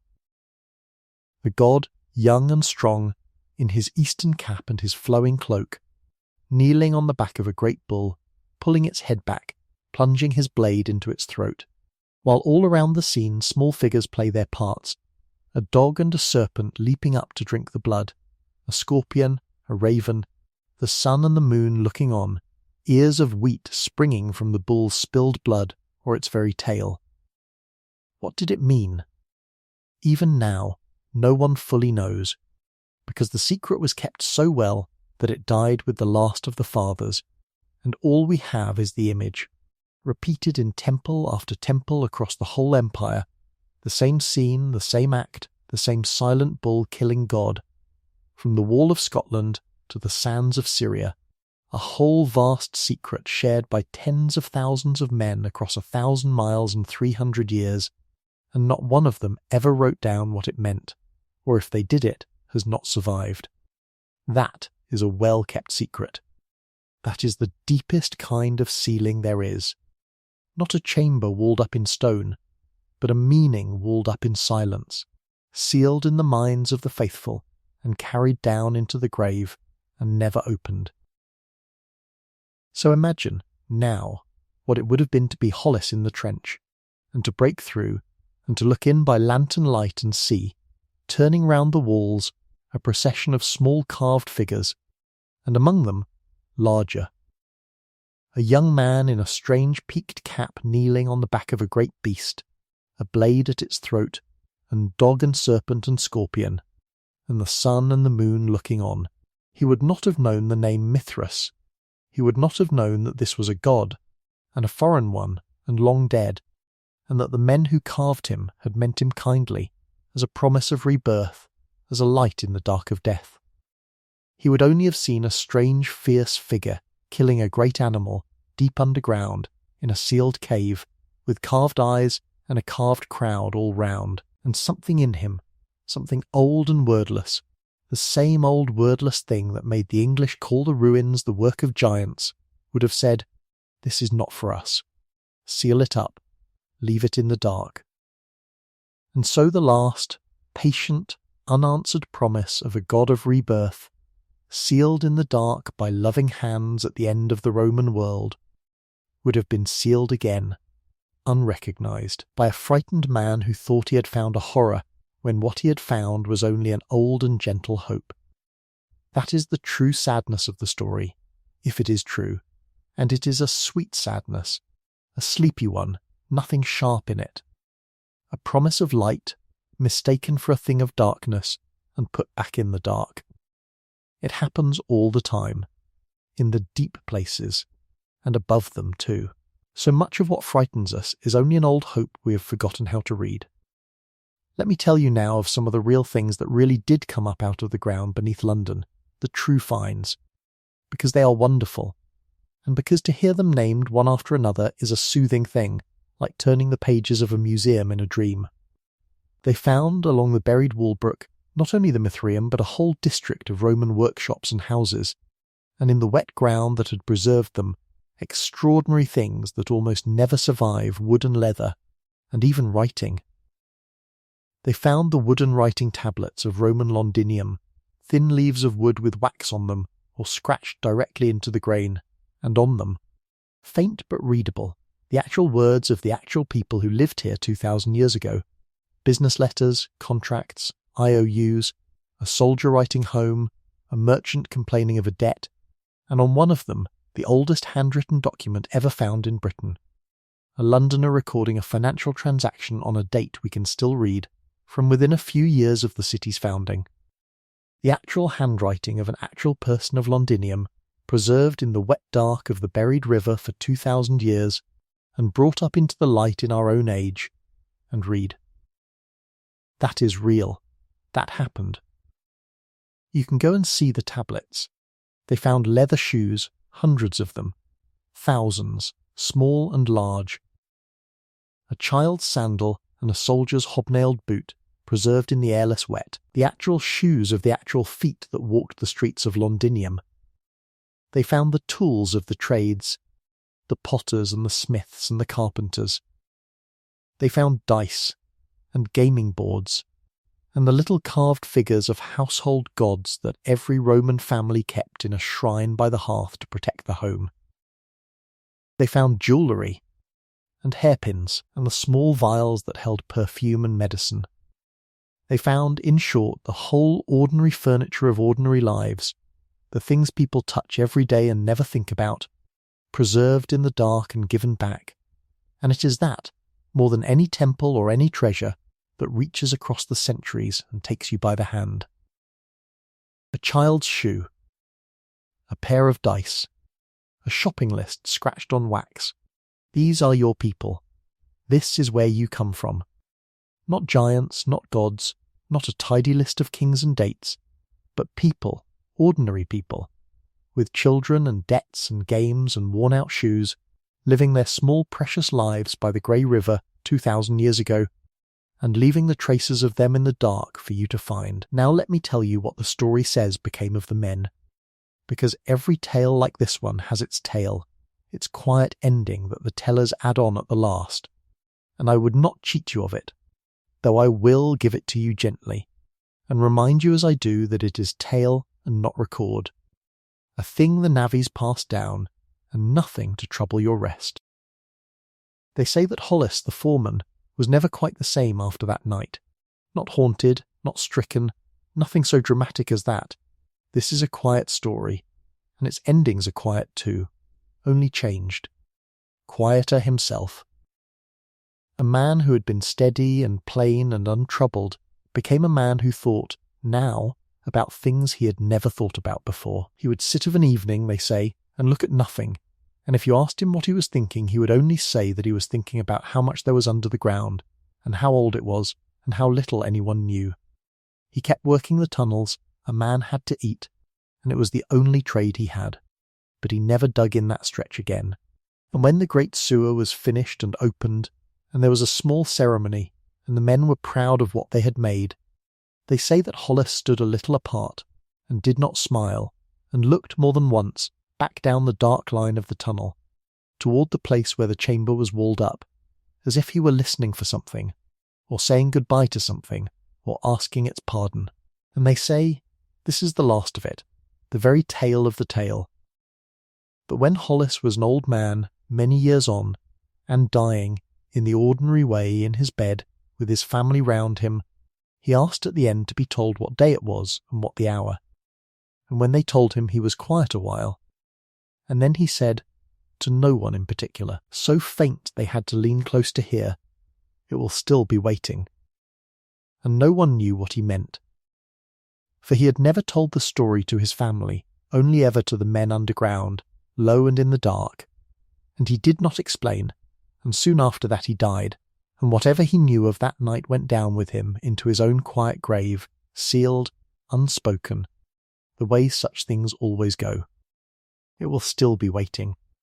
Let that phrase settle over you, soft and slow and not at all frightening, as the old man meant it, not as a threat but almost as a comfort. The way an old man at the end of his life might find comfort in the thought that some things do not change, that some things simply endure, patient and unbothered, while all our small brief lives flare up and gutter out.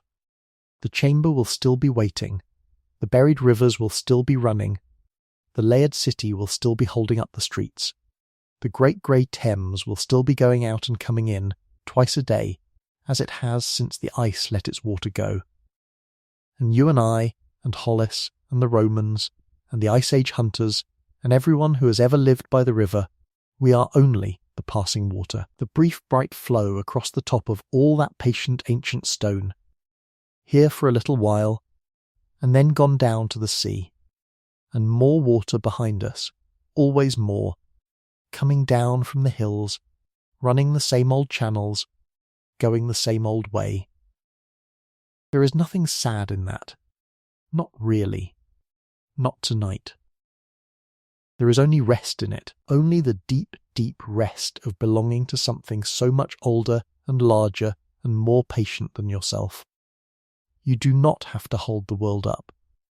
The world has been holding itself up for a very long time, layer upon layer, and it will go on doing so long after you have gone gently to sleep tonight and woken tomorrow and lived your day and come back again to rest.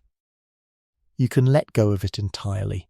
It does not need you to keep it turning.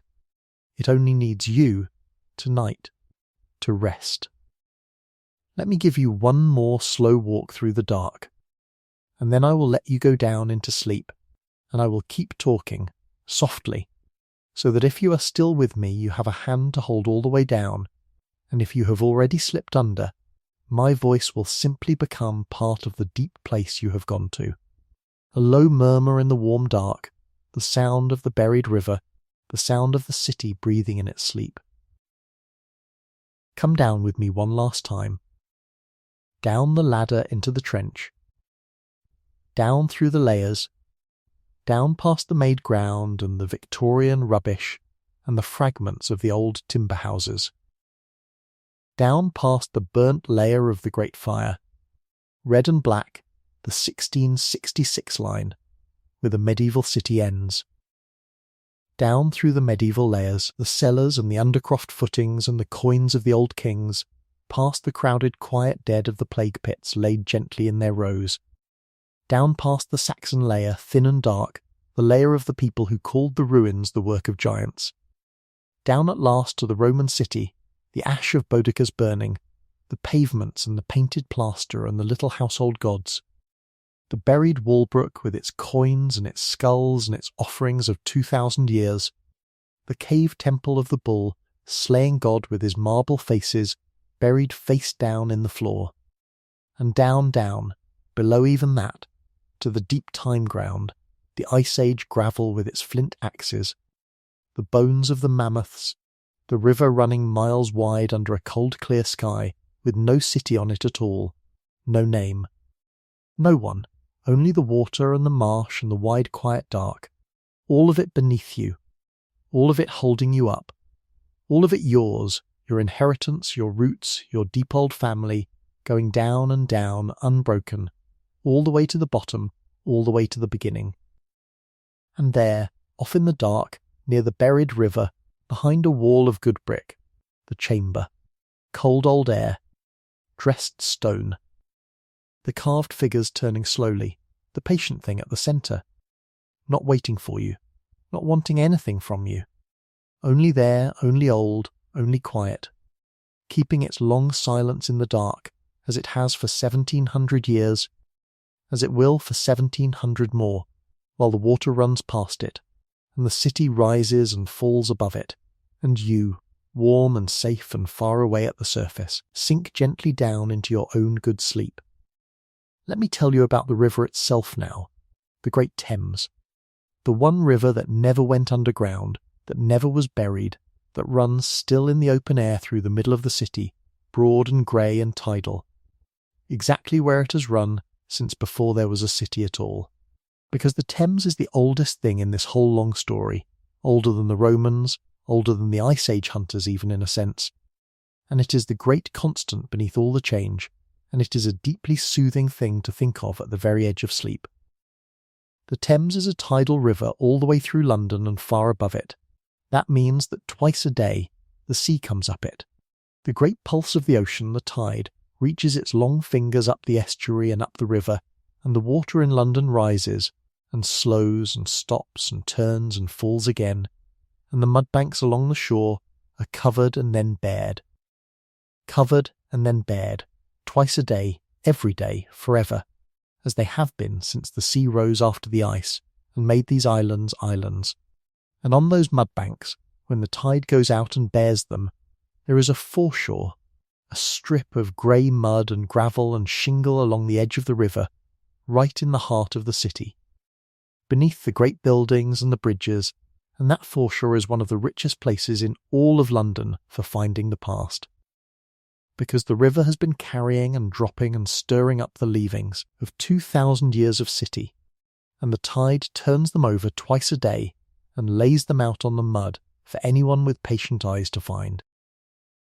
There are people who walk that foreshore at low tide, heads down, searching. They are called mudlarks, an old name, once a name for the desperate poor who scavenged the mud for anything they could sell, and now a name for those who search it for the love of the past.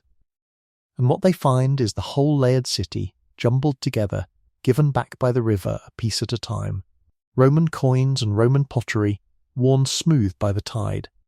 Medieval pilgrim badges, the little cheap holy souvenirs that people bought at the shrines and wore home, and, some of them, threw into the river as offerings.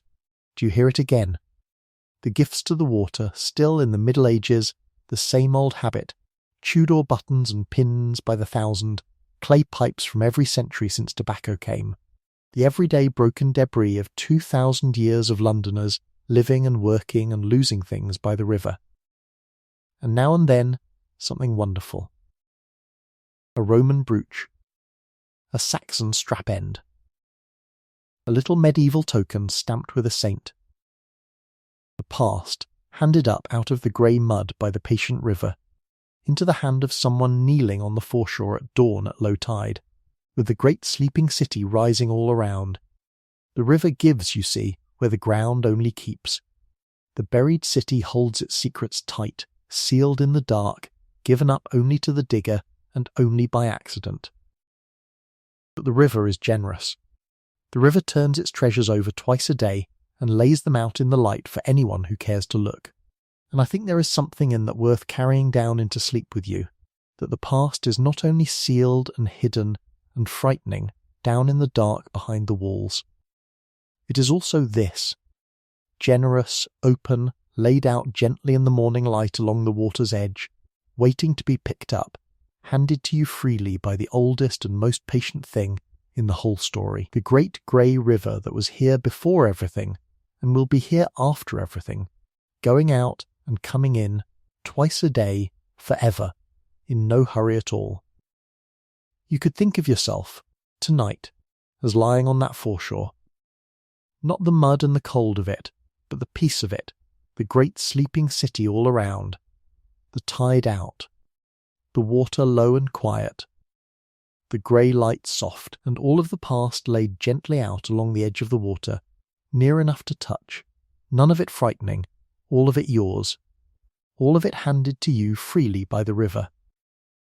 The Roman coin, the pilgrim's badge, the child's shoe, the little household god, the whole long inheritance, from the flint axe to the sewer men, laid out in the soft grey light, for you to gather up in your dreams, and the river, running by, low and quiet and endless, the sound of it the sound of your own slow breathing now, in and out and in, going down to the sea, coming back with the tide, in no hurry at all. And here, while you drift, is a thing worth turning over slowly, for it is the very heart of what this channel is, the very thing I promised you at the doorway. I said the history they teach is young, perhaps 200 years old, the way it is usually told. Let me tell you what I mean by that, gently, so it settles into you as you go down. The tidy history, the schoolbook history, the neat chain of kings and battles and dates. That way of telling the past is itself a fairly recent invention. It was shaped, mostly in the last 200 years or so, by people who wanted a single clean national story. A story with a clear beginning and a clear shape. A story that could be taught to children and printed in books and made to feel settled and known. And it is not false, exactly. The kings were real, and the battles happened, and the dates are right. But it is thin. It is the top layer only, the most recent skin of ground, and it leaves out almost everything. Leaves out the deep time, the Ice Age hunters, the island making flood, leaves out the mongrel richness of Roman Londinium, the dozen tongues in the muddy streets, the African and the Syrian and the Gaul, all mixed together by the grey river, leaves out the mysteries and the buried gods and the offerings to the water, leaves out the whole vast patient dark beneath the streets, the layered city, the sealed chambers, the 2,000-year habit of digging down and finding the holy thing, and being afraid of it, and sealing it away again.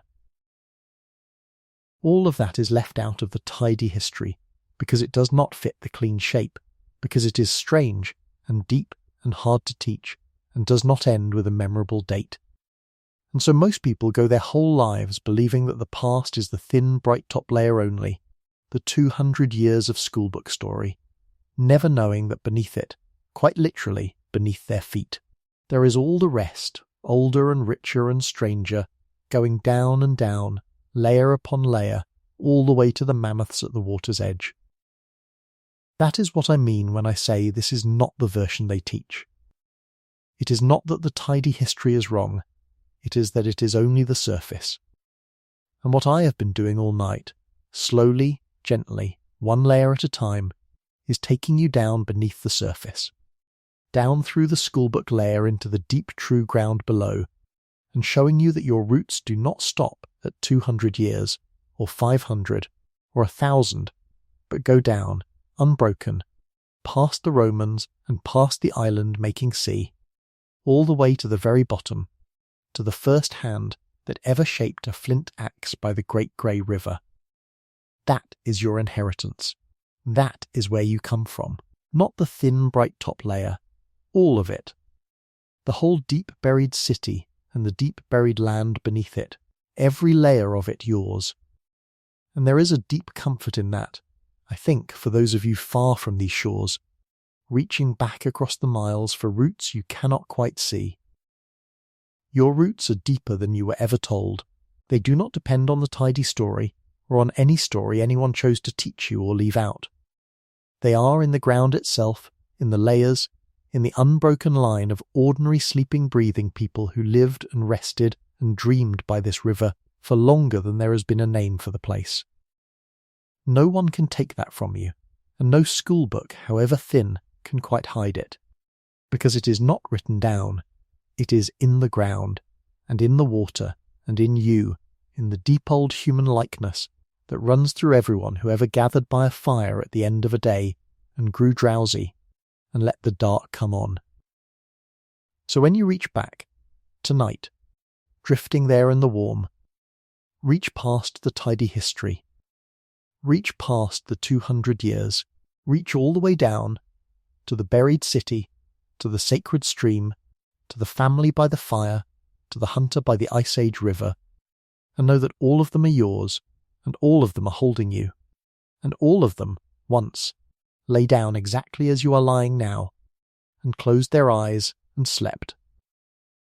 Let me gather the whole of it for you now, one last gentle time.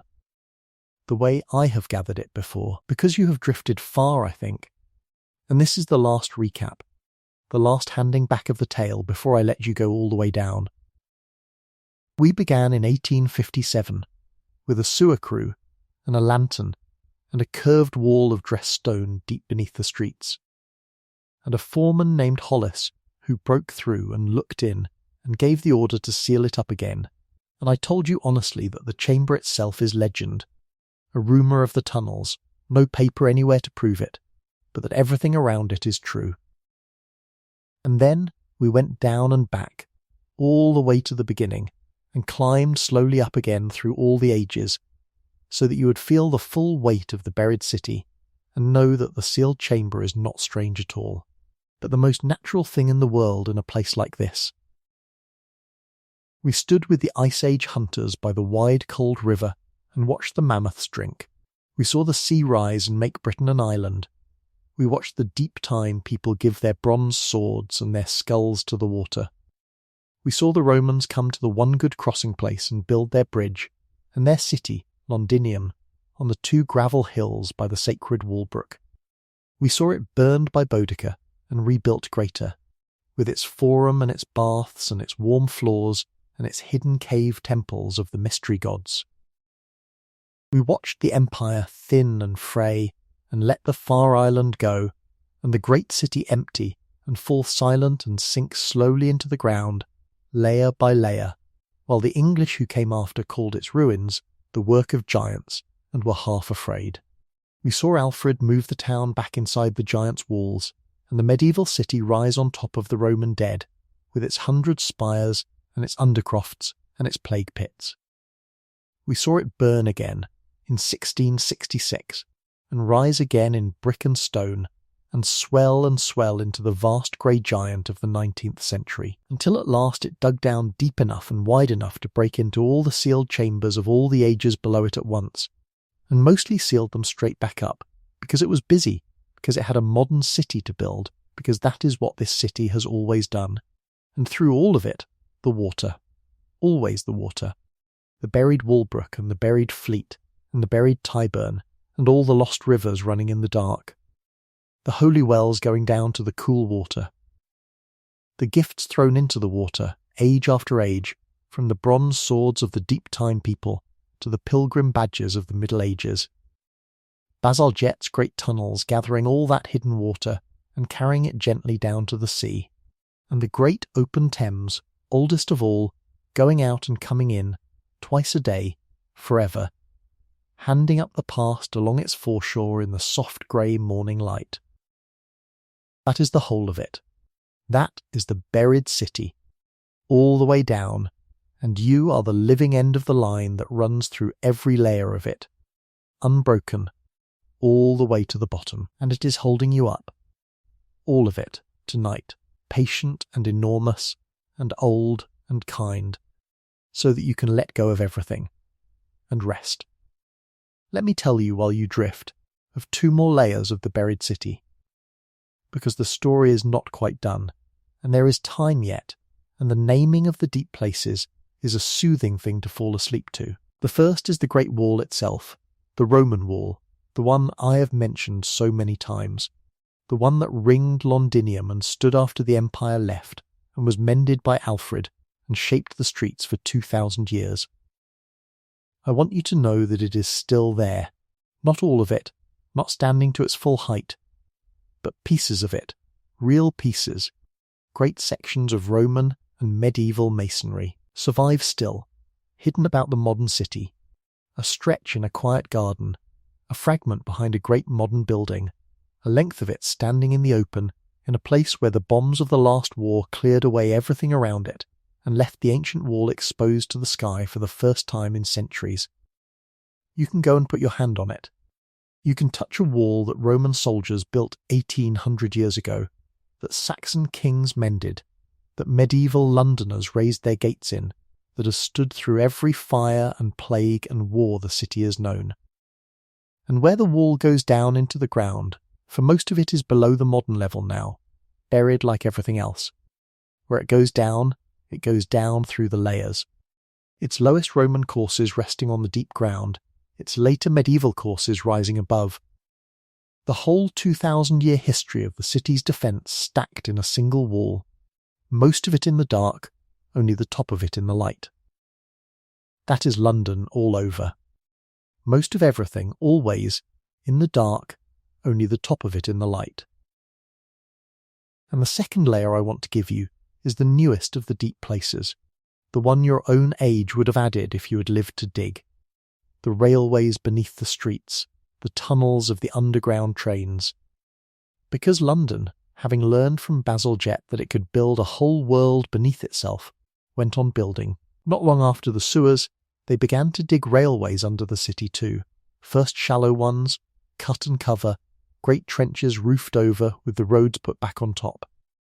And then, as the engineering grew bolder, deep ones, round tunnels bored far down through the clay, deep beneath the sewers even, deep beneath the Roman city, the deepest that Londoners had ever gone, lined with iron and later with concrete, a whole second city of tunnels threaded through the dark below the first. And those diggers too met the buried past. Of course they did. You cannot dig anywhere beneath London and not meet it. They cut through Roman walls and medieval cellars and plague pits and lost rivers, the same as the sewer men, and they found the same things. And they sealed most of them back up the same way, and now the trains run through the dark past all of it, past Roman graves and medieval crypts, and the walled-up chambers of every age. The ordinary sleepy passengers reading their papers and dozing in the warm carriages, with no idea at all that a few feet beyond the tunnel wall, in the cold old dark, lies the deep buried city.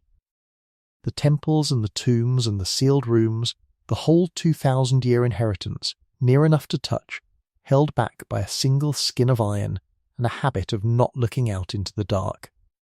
Sometimes, they say on the deepest lines, in the oldest tunnels, when the train stops in the dark between stations and the lights dim and everything goes quiet, an old Londoner will feel it.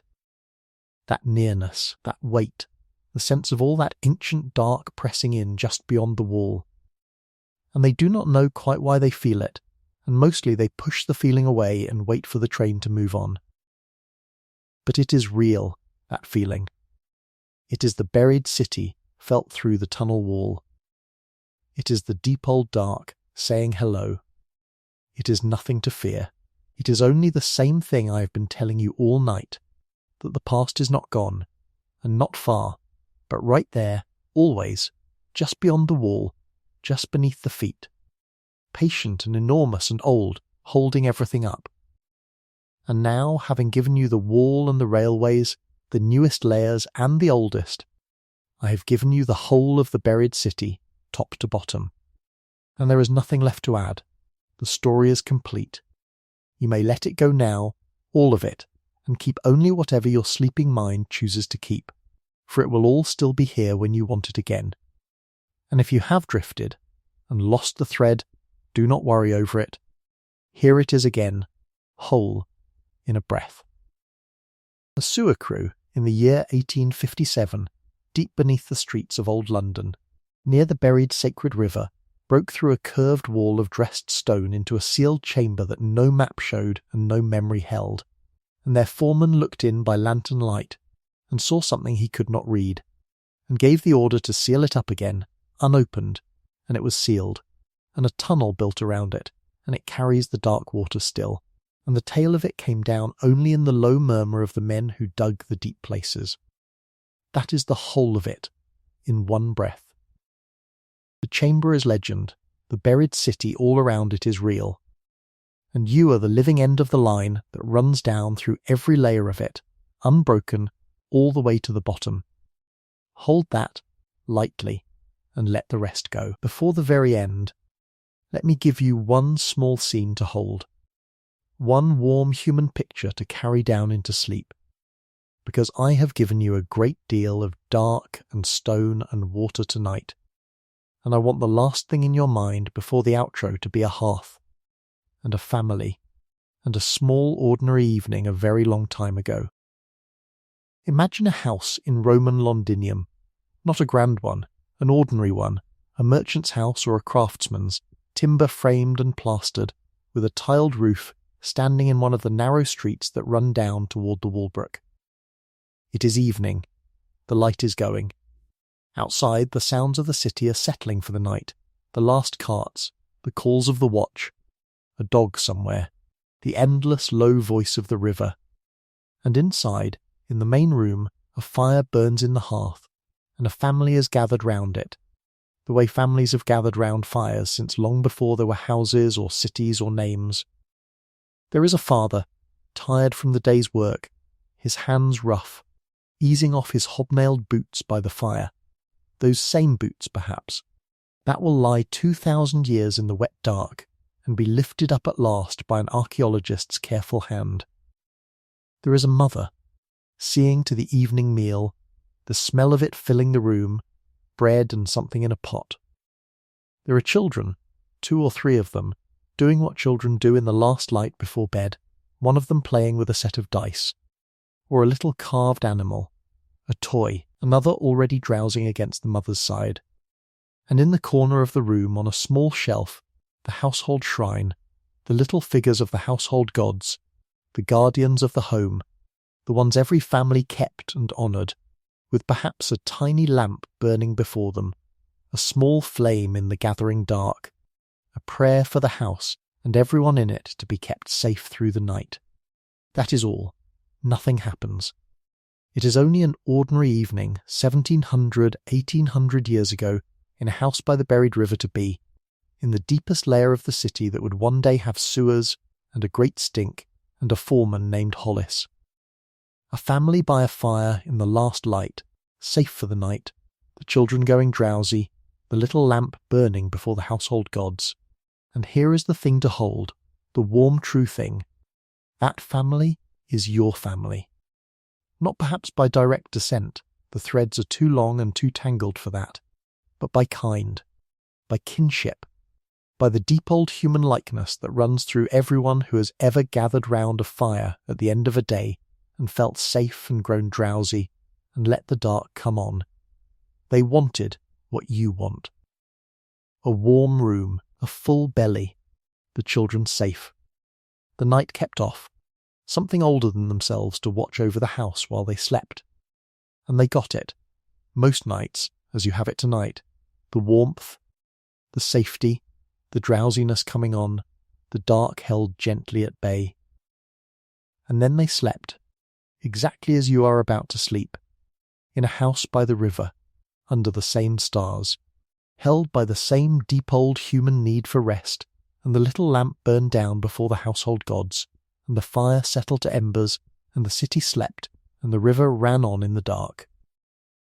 They slept and woke, and lived their days and slept again, thousands upon thousands of nights, and then at last they were gone, and the house fell, and the ground rose over it, layer by patient layer, and the little household gods were buried in the dark where the sewer men would one day dig, and all of it, the whole long chain of ordinary evenings and safe drowsy sleeps, comes down, unbroken, to you tonight, in your own warm room, with your own dark held gently at bay, growing drowsy yourself now, letting the fire settle to embers, letting the day go, letting the night come on. You are the newest link in the oldest chain there is, and every link before you, all the way down through the layered city and far beneath it, slept as you are about to sleep. It is the most natural thing in the world, and the oldest, and the most human, and you come from an unbroken line of people who did exactly this, every night, for longer than there has been a London, for longer than there has been a name for the place, all the way back to the first people who ever lay down by the great grey river in the safe dark and closed their eyes. Breathe once more with me here, slow and deep, before the last of it. In, gently, through the nose. Hold it a moment, soft and out, longer, slower, letting the shoulders fall, letting the jaw unclench, letting the whole weight of you settle down into the bed and be held. There, that is the pace of the buried river. That is the pace of the tide. That is the pace of the whole patient old city beneath your feet, in no hurry, going nowhere, simply being, layer upon layer, holding you up.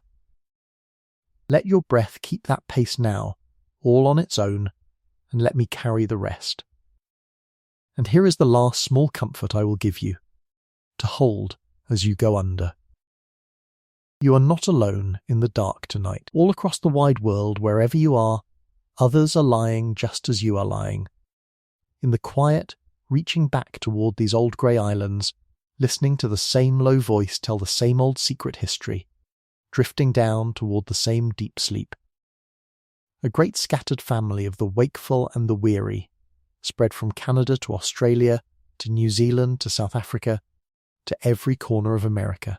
All of you held tonight by the same buried city, the same running water, the same unbroken line going down and down to the bottom. You are all of you home, in the oldest home there is. And you are all of you now, going gently down into sleep together, held. Now let your breathing go slow and deep. In, gently, and out. Longer, slower, and again. There is nothing left to do tonight. Nothing to solve. Nothing to keep. The story is told, and you may keep as much or as little of it as you like, for it will still be here, and I will still be here, murmuring on beneath the streets of the old city, whenever you want to come back. Let the images soften now. Let the trench and the lantern and the wall grow dim. Let the carved figures stop turning and go still. Let the chamber close over, gently in the cold old quiet, doing no harm, meaning no harm, only keeping its long patient silence in the dark far below, where it has always been content, where it will always be content, while you rest safe and warm at the surface in the living world. Let the buried rivers run on, quiet and unhurried, the Walbrook and the Fleet and the Tyburn and all the rest, down through the dark toward the sea, in no rush, in no hurry at all, and let the sound of them be the sound of your own slow breathing, in and out and in, going down, coming back, going down. Let the great river go out with the tide, and lay the past gently along its foreshore in the soft grey light, and let it come back in, and go out again, twice a day, forever, holding the rhythm of the world while you sleep, so that you do not have to hold anything at all. Let the whole layered city hold you up, all the ages of it, all the way down, the Victorian and the medieval and the Saxon and the Roman and the deep time ground beneath, the flint axes and the mammoths and the wide cold river under the empty sky, all of it patient, all of it enormous, all of it old, all of it kind, all of it holding up the streets and the light and dew. You are held. You are safe. You are home, deep down in the oldest home there is, the long unbroken line of everyone who ever rested here before you. There is nowhere you have to be. There is nothing you have to do. There is only the warm dark, and the slow breath, and the quiet running of the water far below, and sleep, coming up now, gently, like the tide, to carry you out and away. Let it carry you. Let go. Let the last of the day slide off you into the dark. Let your thoughts drift down and settle like the fine pale dust, settling out of the still old air in the sealed chamber, slower and slower, softer and softer, until they are still. Down and down and down. Into the warm, into the quiet, into the deep old safe dark, where the water runs and the city breathes, and everyone who ever loved this place is sleeping, layer upon layer, all the way to the bottom. Sleep now. I will keep watch. The river will keep running. The city will hold you up. And it will all still be here in the morning, patient and old and kind, exactly where it has always been, just beneath your feet. Good night, Rest Deep. Sleep well. And go gently down.